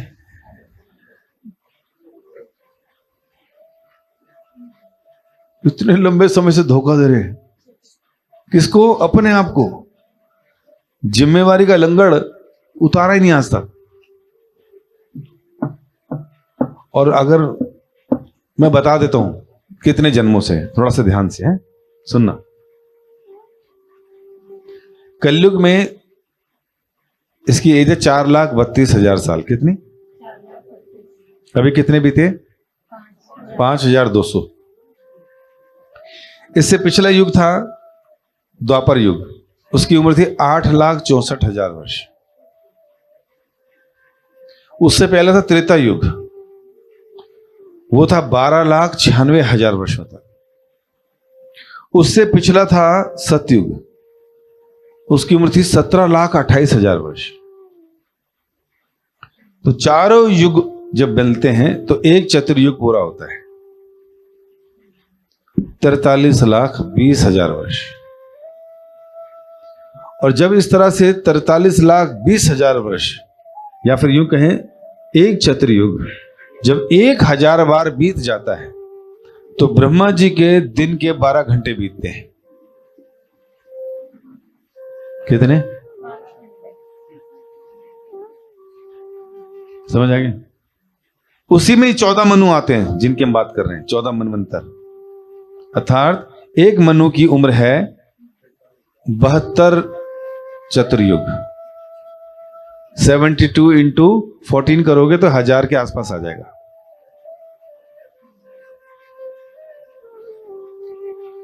तो केवल 12 घंटे बीते हैं अभी। 1000 इंटू 1000, इतनी ही बड़ी उनकी रात भी होती है। सोने भी जाते हैं ब्रह्मा जी, चलो जी बहुत हो गया, अब सो जाते हैं थोड़ी देर। तो जब सोने जाते हैं तो उतनी 12 घंटे की रात भी है उनकी। इसका मतलब जो उनका पूरा एक दिन है, दिन और रात मिलाकर, वो 43,20,000 वर्षों को 2000 से गुना करोगे तो ब्रह्मा जी का एक दिन बीतता है।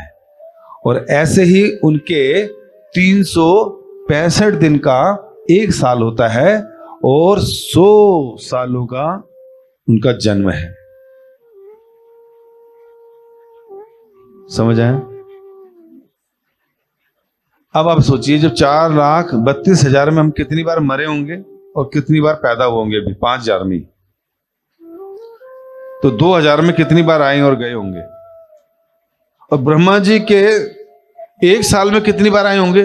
84 लाख में कुत्ता बिल्ली गधा मच्छर बन के, कोई गिनती है? और 100 सालों में काउंट कर सकते हैं? तो ऐसे करोड़ों खरबों ब्रह्मा जी 100 साल वाले पैदा हुए, आए, चले गए। हम तब से इधर ही हैं। कितनी ब्रह्मा निकाल दिए हमने, आज तक हमारा उद्धार नहीं हुआ। समझा पाया हूं मैं? इतनी लंबी आयु वाले ब्रह्मा जी, जिनके इतनी एक ही आयु में खरबों बार आके चले गए हम, ऐसे कितनी ब्रह्मा खरबों बार आके चले गए, हमारा अभी तक उद्धार नहीं हुआ। हम इधर ही हैं। ओए दूध ले आ, वो आ गेम खेलन चलिए, और वीडियो को मैं भी खेलांगा, है ना? ये चल रहा हमारे साथ। कभी कुत्ते के परिवार में, कभी मछलियों के परिवार में, कभी वृक्ष के रूप में। जले जाओ न विलक्षाणी, 9 लाख तो पानी के अंदर है। वैराइटीज। कर्मय और रुद्र संख्या का 11 लाख तो रेप्टाइल्स हैं, 20 लाख प्रकार के पेड़ पौधे हैं, उड़ने वाले पक्षी 10 लाख प्रकार के हैं, 30 लाख प्रकार के पशु हैं, 4 लाख प्रकार की मनुष्य योनियां हैं। यक्ष, विद्याधर, देवता, प्रेत आत्माएं, ये सारे मिलाकर फिर मनुष्य, अलग अलग चेतना और मेंटालिटी के हिसाब से। तब से हम क्या कर रहे हैं यहां पे? हर योनि में क्या करते हैं?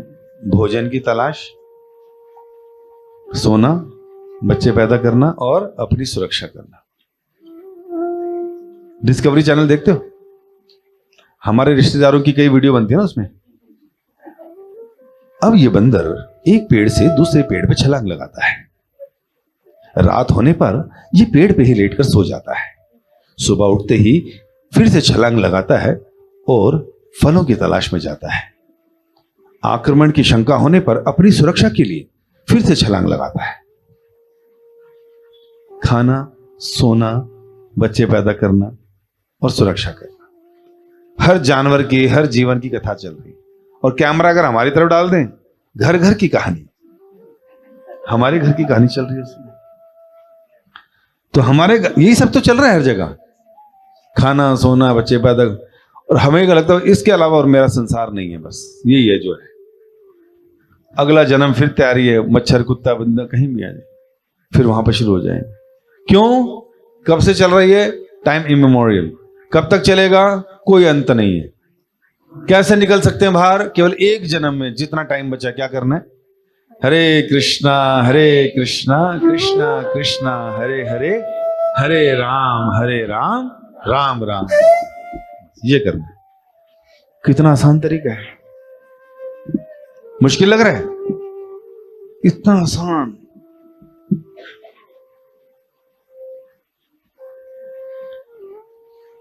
बोले हरे कृष्णा।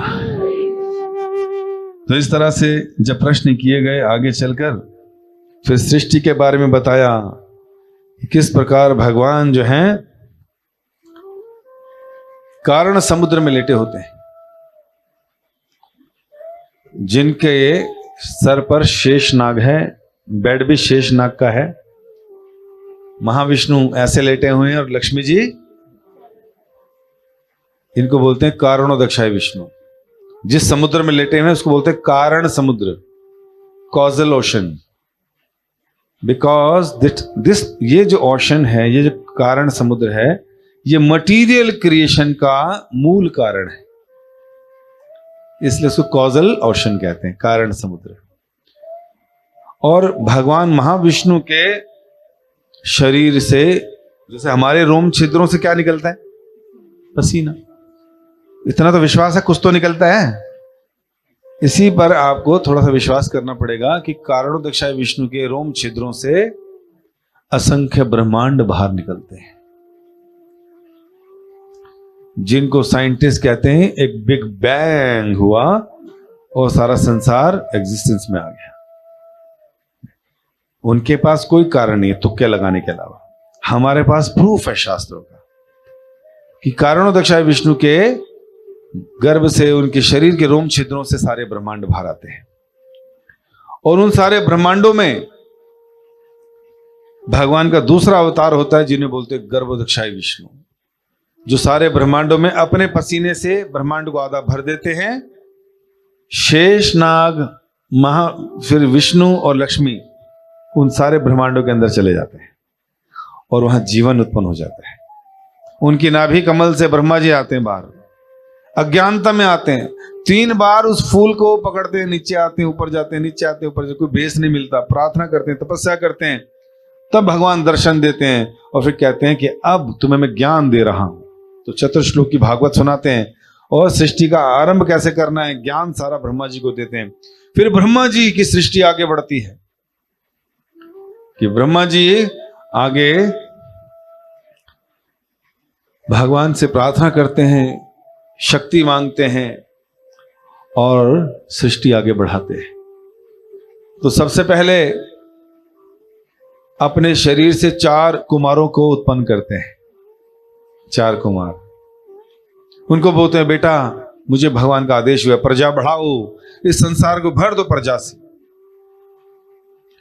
वो कहते हैं भगवान की भक्ति में बहुत आनंद है, हम ये घर गृहस्थी के चक्कर में पड़ना नहीं चाहते, क्योंकि एक बार घुस गए तो फिर निकल,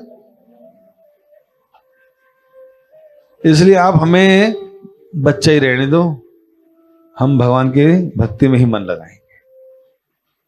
ब्रह्मा जी कहते हैं मुझे शिक्षा मिली है भाई, मुझे ऑर्डर मिला है, तुम्हें मैं ऑर्डर दे रहा हूं, करो आगे। वो कहते हैं हमसे नहीं होगा। तो ब्रह्मा जी को बड़ा क्रोध चढ़ता है, इतना क्रोध चढ़ता है कि उनकी भ्रिकुटी से क्रोध के वश शिव प्रकट हो जाते हैं, रोते हुए रोने लगते हैं, मैं कौन हूं, मेरा नाम क्या है। ब्रह्मा जी कहते हैं अरे क्रोध से साक्षात क्रोध प्रकट हुए हैं, शिव क्रोध है साक्षात ना। कहते हैं तुम रो रहे हो, तुम्हारा नाम रुद्र है, मैं कहां रहूंगा। 11 स्थान देते रहने के लिए, मन में, इंद्रियों में, है ना, प्रकृति में, आंखों में, इन जगहों पर रहने का स्थान। और 11 रुद्राणी भी देते हैं, पत्नियां भी रहेंगी तुम्हारी। क्या करना है, प्रजा करो। तो प्रजा करने लगते हैं, सांप, बिच्छू, मगरमच्छ ये प्रकट करना शुरू कर देते। कहते रहते भाई पूरा ब्रह्मांड तुम इससे भर दोगे, इससे ये बस रोक दो, नहीं चाहिए, बहुत हो गया, धन्यवाद, थैंक यू, आप तपस्या करो आराम से, ये नहीं चाहिए। फिर वो अपने शरीर से ब्रह्मा जी और मानस पुत्र उत्पन्न करते हैं, अपने हर अंग से सारे ऋषि मुनि प्रकट होते हैं और फिर उनका जो विवाह कराते हैं, फिर उनसे सारी प्रकृति और सारी सृष्टि आगे बढ़ती है। अलग अलग प्रकार के जीव जंतु उनसे प्रकट होते हैं। फिर वो देखते हैं कि अब भी कुछ नहीं हो रहा, फिर वो अपने शरीर से आधे भाग से एक स्त्री और एक पुरुष को पैदा करते हैं। ब्रह्मा जी के शरीर से निकलते हैं स्वयंभू मनु और लड़की निकलती है सतरूपा, और इनको बोलते हैं तुम क्या करो, आगे सृष्टि करो। तो आगे जितनी भी सृष्टि होती है इन्हीं मनु से होती है, इसलिए हमको क्या बोलते हैं, मनुष्य। हम सब उस मनु के पुत्र हैं।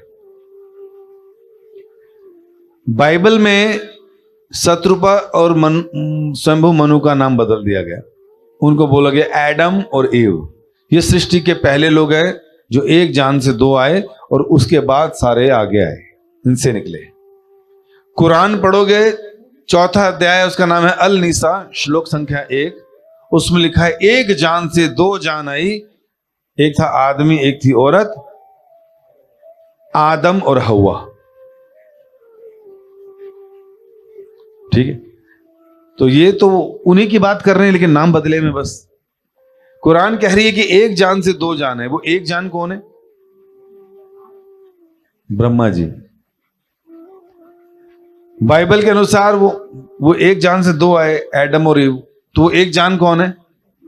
आप ध्यान देखिएगा, कुरान ये नहीं कह रही कि वो अल्लाह से आए, कि अल्लाह से 2 लोग आए, नहीं। क्या बोल रहे हैं? एक जान थी बीच में, कोई एक जान से 2 जान आए। तो वो एक जान ब्रह्मा जी, सतरूपा और मनु डायरेक्ट कृष्ण से या विष्णु से नहीं आए। किससे आए? वो जो एक जान बीच में, उससे आए। दूसरे धर्म ग्रंथों में हमें वही सब शिक्षाएं मिलेंगी, लेकिन सूत्र रूप में। डिटेलिंग आपको भागवत में और गीता में मिलेंगी। जैसे उनके यहां बताया गया जन्नत और जहन्नुम। तो जन्नत में कहते हैं हूरें मिलती हैं, वहां पार्क हैं, सुंदर पेयजल है। लेकिन हमारे यहां क्या बताया है? उस जन्नत में उसको स्वर्ग कहते हैं। उन हूरों के नाम भी बताए हैं, उर्वशी, मेनका, पुरुषवती, रंभा। बाग बताएं, उन बाग के नाम है सनंदन बाग। जल बताएं कि वहां पर जो सोमरस इत्यादि मिलता है पीने के। उन्होंने कहा कि नहीं फॉलो करोगे तो दोज़ख में जाओगे, जहन्नुम में जाओगे, वहां आग के दरिये हैं। हमारे यहां उनका नामकरण भी है, तामिश्र नरक, अंध तामिश्र नरक, रौरव नरक, अंध तौरव नरक, कुंभी पाक नरक, जहां पकाया जाता लोगों। तो नरकों के नाम भी है। कौन से पाप की सजा कहां मिलेगी, ये डिटेल्ड यहां पर है। इसका मतलब क्या है? सारे ग्रंथ, इवन बाइबल भी कहती है हेल इन हेवन, वहां एंजल्स मिलेंगी और हेल में पनिशमेंट मिलेगी। तो ये सारे के सारे कॉपी हैं वैदिक धर्म के, सनातन धर्म के। दूर दूर रहने वालों को रिप्रेजेंटेटिव के द्वारा वही सब चीजें समझाई गई, डायरेक्ट ना समझा के थोड़ा सा टेढ़ा करते हुए। चीजें वही है। व्रत भी रखना है, रखते ना वो लोग व्रत। डायरेक्ट नहीं बोल सकते तो मांस भक्षण ना करो, कहते जोन से नहीं मिल, जहां अन्न ना मिले वहां कर लो। रोजे में छोड़ दो, इस दिन छोड़ दो, या इस सुअर को छोड़ दो। कुछ ना कुछ जीव जंतु बचा दिए। चारों नियम इकट्ठे नहीं दे सकते थे। तो इस्लाम में कहा नशा मत करो, बीड़ी सिगरेट मत फूको, जुआ मत खेलो। तो वहां 2 नियम फॉलो करवा दिए। बाइबल के अनुसार 3-4 करा दिए। हमारे यहां तो बहुत सारे नियम है। समझ पा रहे हैं? तो कहने का क्या मतलब है? शिक्षाएं वही है, लेकिन उनको अलग अलग लोगों को अलग अलग योग्यता के अनुसार अलग प्रतिनिधियों ने वही चीज समझाई। समझ आया? तो जब ब्रह्मा जी से ये शत्रु पर मनु आए तो उन्होंने कहा ठीक हम प्रजा करेंगे, लेकिन जहां पर जाके करना है, पृथ्वी तो अपनी जगह पे है नहीं। पृथ्वी कहां है यहां पर? तो पृथ्वी तो रसातल में डूबी हुई थी। तो क्या हुआ, उसी टाइम ब्रह्मा जी को जब लगा कि पृथ्वी नहीं है, तभी उनकी नासिका से थाम कुछ के बाहर निकला। वो क्या था? भगवान का वराह अवतार, सुअर का अवतार लिया। क्योंकि कुछ चीज ऐसी जगह पे पड़ी हो तो यही काम आता है। लेकिन वो सुअर आम सुअर नहीं थे, साक्षात भगवान थे। तो हर योनि में, हर जीवों में भगवान अवतार लेते हैं। सुंदर उनके सोने जैसा उनके बाल, मुकुट पहना हुआ है, गदा हाथ में है, सुंदर। और गए डुबकी मारी नीचे और पृथ्वी को उठाया, उसके अपने स्थान पे फिक्स किया। और बताया कि एक बार ऐसा ही हुआ था, जब भगवान पृथ्वी को लेकर आ रहे थे तो हिरणाक्ष ने, भगवान ने हिरणाक्ष का वध किया था। तो परीक्षित महाराज ने कहा भाई कैसे वध किया, वो कहां मिल गया उनको? तो पता चलता है हिरणाक्ष एक बड़ा ही खतरनाक असुर था, जो दिति और कश्यप के संयोग से उत्पन्न हुए थे। गलत समय पर संभोग करने के कारण इनको क्या प्राप्त हुए थे? 2 असुर इनके गर्भ से प्रकट हुए थे। इसके पीछे भी लंबी कथा है, वो हम कल कर लेंगे। तो बताया जाता है कि जब वो आए तो वहां पर फिर फाइनली उनका उद्धार किया। तो परीक्षित महाराज ने पूछा कि कैसे हुआ, कब तक हो गया ना? तो इस तरह से 9 बजे खत्म कर देंगे। तो मैं आपको वो कथा सुनाई देता हूं। तो ब्रेक ले लेते हैं थोड़ा सा, आपको खाली सुनना है और मुझे बोलना है।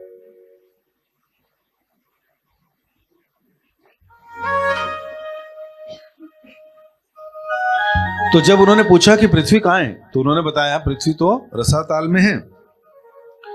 और रसाताल में है तो उसको निकाला था भगवान वराह ने। और वराह जो है इस प्रकार प्रकट हुए थे। लेकिन एक कल्प में तो यह भी हुआ था कि वराह ने हिरणाक्ष को मारा। तो उन्होंने पूछा भाई हिरणाक्ष कौन था? तब उनके बारे में बताया कि किस तरह से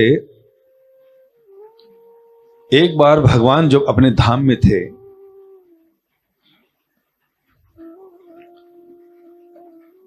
तो भगवान की इच्छा हुई कि हाथ में खुजली हो रही है, बहुत दिन से किसी को पीटा नहीं, क्योंकि भगवान एक व्यक्ति है ना, व्यक्ति के अंदर वो सारी इच्छाएं होंगी जो होती हैं। जो भगवान के अंदर इच्छाएं वही हमारे अंदर इच्छा रहती है। जिसके अंदर शक्ति ज्यादा हो तो पीटना पाटना चाहेगा ही। जैसे लोग जिम जाते हैं, जब उठक बैठक लगाते हैं, सामान उठा रहे होते हैं, तो उनके शरीर फल फूल जाते हैं हर जगह से, तो कहते हैं मारा नहीं बहुत दिनों को किसी को, है कि नहीं? तो हर जगह जाके गालियां गलौज करते हैं, लड़ाई करते हैं, है ना? तो अंदर से रजोगुण बढ़ जाता है। तो लेकिन भगवान तो सारे सर्वशक्तिशाली है, उनका मन में भी वो सब आता है, खाना पीना घूमना। तो उनके मन में आया कि बहुत समय हो गया युद्ध नहीं हुआ किसी से, तो कौन करेगा युद्ध? इस संसार के लोग तो कोई कर नहीं सकते भगवान से युद्ध, इतने क्वालिफाइड तो है नहीं हम लोग, या इतने शक्तिशाली तो है नहीं। भगवान फूंक मारेंगे तो यहाँ बाढ़ आ जाती, खत्म हो जाते हैं। अभी थोड़ा पानी बरसाया तो सब डूबने लगे थे, है कि नहीं? तो ये रख दो, मुझे डिस्टर्बेंस हो रही है, अभी किसी को प्यास नहीं लगी, 9 बजे खत्म कर रहे हैं, चिंता मत करो, 15 मिनट प्यास बजा अपनी शांत रखो है। तो इस तरह से जिसको बहुत ज्यादा लग रही चुपके से पकड़ा देना उसको, है, इससे पहले वो चक्कर खा के गिरे, पता चले मेरा आधा घंटा और खराब हो गया। तो क्या हुआ, भगवान की ऐसी इच्छा हुई, तो वो जो भगवान के ब्रह्मा जी के जो 4 पुत्र थे, वो भगवान के निराकार स्वरूप से बहुत आसक्त थे और उसी में रमते थे। चारों के चारों योगिक शक्ति से अपने आप को उन्होंने क्या कर लिया था, छोटी आयु का बना लिया था, और नग्न अवस्था में रहते थे 5 साल के। तो क्या हुआ, एक दिन इनकी नासिका में भगवान के चरणों पे पड़ी तुलसी की सुगंध प्रवेश कर गई। ये सुगंध आ कहां से रही है? वैकुंठ से आ रही। तो ये वैकुंठ ही चल पड़े चारों भाई, और जब चारों गए तो 1 द्वार 2 3 4 5 6 के 6 द्वार क्रॉस कर गए वैकुंठ के, और वहां का रूप रंग देखकर, वहां का ऐश्वर्य देखकर हैरान हो गए। फाइनली कहां पहुंचे? 7वां द्वार क्रॉस करके विष्णु के लोक अंदर एंटर करना था कि तभी जय और विजय नाम के 2 द्वारपालों ने तुरंत उनके आगे भाला लगा दिया कि sorry, how can you enter inside, who are you, कहां से आए हो भाई, कौन हो, अंदर कहां जा रहे हो? और वैसे भी कुछ पहना नहीं हुआ। तो उन बच्चों को बड़ा क्रोध चढ़ गया, कहते यार तुमको समझ नहीं, अगर हमको यहां पर आया है तो कुछ साधारण नहीं हो सकता, तुम यहां रहने लायक नहीं हो, तुम्हारी जो प्रवृत्ति है आसुरी प्रवृत्ति है, तुम तो जाओ पृथ्वी लोक पर असुर बनो, तुम यहां खड़े होने लायक नहीं हो। इतने में भगवान को पता चल गया, भाई श्राप मिल गया इधर। इच्छा किसकी थी? तो भगवान तुरंत आए और चारों के आगे कहा, भाई मैं प्रणाम करता हूं, मैं माफी मांगता हूं, द्वारपाल मेरे ही हैं, इनके द्वारा जो गलती है, किसकी गलती है? मैं इसका जिम्मेदार हूं, मैंने ट्रेन नहीं किया ढंग से। भाई वैष्णव की सेवा के लिए तो मुझे हाथ भी कटाने पड़े तो मैं कटवा सकता हूं, आपको जो गलती है, जो दुख हुआ, उसके लिए मैं क्षमा चाहता हूं। बताते हैं कि ऑप्शन था इनके पास कि या तो 7 जन्मों तक नीचे रहो भक्त के रूप में और फिर आ जाना, या फिर 3 जन्मों तक असुर परिवार में जन्म लो फिर आ जाना। तो इन्होंने क्या डिसाइड किया, यार भगवान से इतना लंबा समय दूर कौन रहेगा, बढ़िया 3 जन्म लेकर वापस आ जाए। तो भगवान ने कहा नहीं नहीं चिंता मत करो, तुम मेरी सेवक हो, गलती हो गई, कोई बात नहीं। अंदर अंदर भगवान कह रहे थे इसके पीछे तो मैं ही हूं। कहते तो कोई बात नहीं, तुम 3 जन्म चले जाओ, तुम्हारे चक्कर में मैं भी नीचे जाऊंगा और तुम्हारा उद्धार मैं अपने हाथों से करूंगा। तो खुश हो गए, कहते ठीक है। इस बीच यहां पर नीचे कश्यप और दिति जो है उन्होंने गलत संबंध में संसर्ग किया, तो उसको वो गर्भवती हो गई, और जब ये शाप लग के दोनों नीचे आए तो किसके गर्भ में आए? दिति के गर्भ में। और उसके बाद तो बस उसको परेशान होगी, दुखी होगी, हाँ जी मेरे को गलती होगी मेरे से तो। और गर्भ में थे तो हर जगह काले घने बादल और अशुभ कारण दिख रहे थे कि कुछ होने वाला है। 100 वर्षों तक उससे पैदा ही नहीं होने दिया उनको दिति ने, कि ये तो समाज में अत्याचार कर देंगे, लेकिन फिर भी आना था। तो ये बाहर आ गए। तो एक बना हिरण्याक्ष और दूसरा बना हिरण्यकशिप। तो जो हिरण्याक्ष था ये बहुत बलशाली था और आए दिन लड़ने के लिए लोग ढूंढता रहता था। भाई साहब लड़ोगे मेरे साथ? मैं माला करने वाला होती, मैं कहां लड़ूंगा, आप जाओ जी। तो फिर आगे गए, लड़ोगे भाई साहब मेरे साथ? क्या है, मैं बजाने वाला व्यक्ति, मैं कहां लड़ूंगा भाई साहब। तो हर कोई हाथ जोड़ दे। समुद्र में छलांग मार दी, वहां वरुण देव मिले, कहते आओ जी, हो जाए दो दो हाथ। कहते भाई बड़ा घमंड है, मैं तुमसे लड़ लेता अगर मैं जवान होता तो, अब मैं ज्यादा जवान नहीं रहा, तो बेटर है तुम आगे जाओ, नारद जी मिलेंगे वो तुम्हें बताएंगे कहां किससे लड़ना है। कहते पक्का? कहते हाँ पक्का। आगे नारद जी मिले, नारायण नारायण। कहते जी है कोई लड़ने वाला? कहते आप इसी दिशा में जाओ, यहां पर तुम्हें तुम्हारी टक्कर का व्यक्ति मिलेगा। कहते अच्छा। तुरंत भागे तो क्या देखते हैं, भगवान वराह नीचे रसातल से पृथ्वी को अपनी नाक पर रखकर बाहर निकाल रहे। किसको चाहिए थी पृथ्वी? शत्रुपा और मनु को संसार चलाने के लिए। तो ये आ गया बीच में, ओ सुअर क्या कार के, लड़ हमसे, कहां जा रहा है? वो अपनी पूंछ हिला के चलते रहे। अरे रुको, लड़ो हमसे, डर गए, कौन हो तुम? ये रो। भगवान फिर भी चुप रहे। कहते एक मिनट रुक जा, बस इसको रख लो पहले। तो पृथ्वी को अपनी कक्षा पे सेट किया और नीचे बोलो हाँ बताओ क्या चाहिए? हमसे युद्ध करो, हमने सुना है कि तुम हमसे युद्ध करोगे। बहुत देर तक बोलता रहा। भगवान ने कहा इधर आ, पटाक मारा कान पे, उसके मुंह से खून निकल, खत्म। इतना शक्तिशाली था, कोई उसे लड़के राजी नहीं था। सारे देवता लोग ऊपर इकट्ठे हो गए थे, आज तो लड़ाई होने वाली है बहुत। और भगवान ने क्या करा, हल्का सा हाथ मार दिया और वो खत्म हो गया। वो भगवान ने कहा ये क्या कर दिया मैंने, एक में मार दिया, अभी तो खुजली दूर नहीं हुई मेरी, ढंग से लड़ना था। ओहो थोड़ा तेज लग गया। तो इस प्रकार जो है हिरण्याक्ष मर गया। अब हिरण्याक्ष मर गया तो उसका भाई था कौन? हिरण्यकशिप। उसको बड़ा गुस्सा चढ़ा कि विष्णु ने मेरे भाई को मार दिया, विष्णु को छोड़ूंगा नहीं। वो भगवान को ढूंढने के लिए हाथ में गदा लिए ढूंढने लगा, कहां है विष्णु, कहां है? इधर लोग इधर लोग इधर लोग, कहीं मिले ही ना। इतना ढूंढा कहीं नहीं मिले। कहते लगता डर के छुप गया कहीं, और भगवान उसके हृदय में छुप गए जाके। परमात्मा है वो तो कहीं भी छुप सकते हैं, क्योंकि अभी समय नहीं आया था हिरण्यकशिपु का।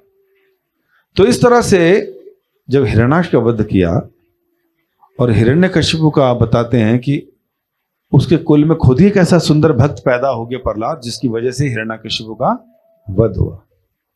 और यहां पर 4 कुमारों के श्राप से दोनों इधर आ गए थे। और बताते हैं कि पहले जन्म में तो ये द्वितीय और कश्यप के यहां पैदा हुआ किस रूप में? हिरण्याक्ष और हिरण्यकशिपु के रूप में। अगले जन्म में पैदा हुए रावण और कुंभकर्ण के रूप में। तब कौन आए इनको मारने के लिए? राम और लक्ष्मण। फिर अगले अवतार में ही आए दंत वक्र और शिशुपाल के रूप में, जो कृष्ण बलराम आए उनका उद्धार किया। समझ आए? तो इस तरह से यहां पर यह घटना, इस तरह का ज्ञान प्राप्त होता है। और फिर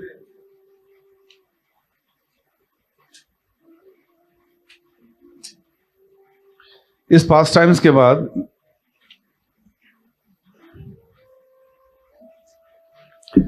फिर पूछा गया विसर्ग के बारे में, पूछो ब्रह्मा जी ने क्या किया प्रजापति को, आगे फिर कैसे प्रकट किया। तो तीसरे स्कंद में ही शुरू होता है, और उसके बाद आगे देवहूति और कर्दम मुनि के विषय में चर्चा होती है, जहां से आगे चलकर पता चलता है कि जो कर्दम मुनि थे कितने वरिष्ठ ऋषि थे। और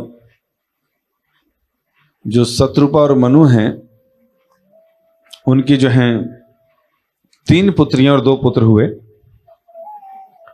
उत्तानपाद और प्रियव्रत नाम के 2 पुत्र और 3 पुत्रियां, देवहूति, प्रसूति और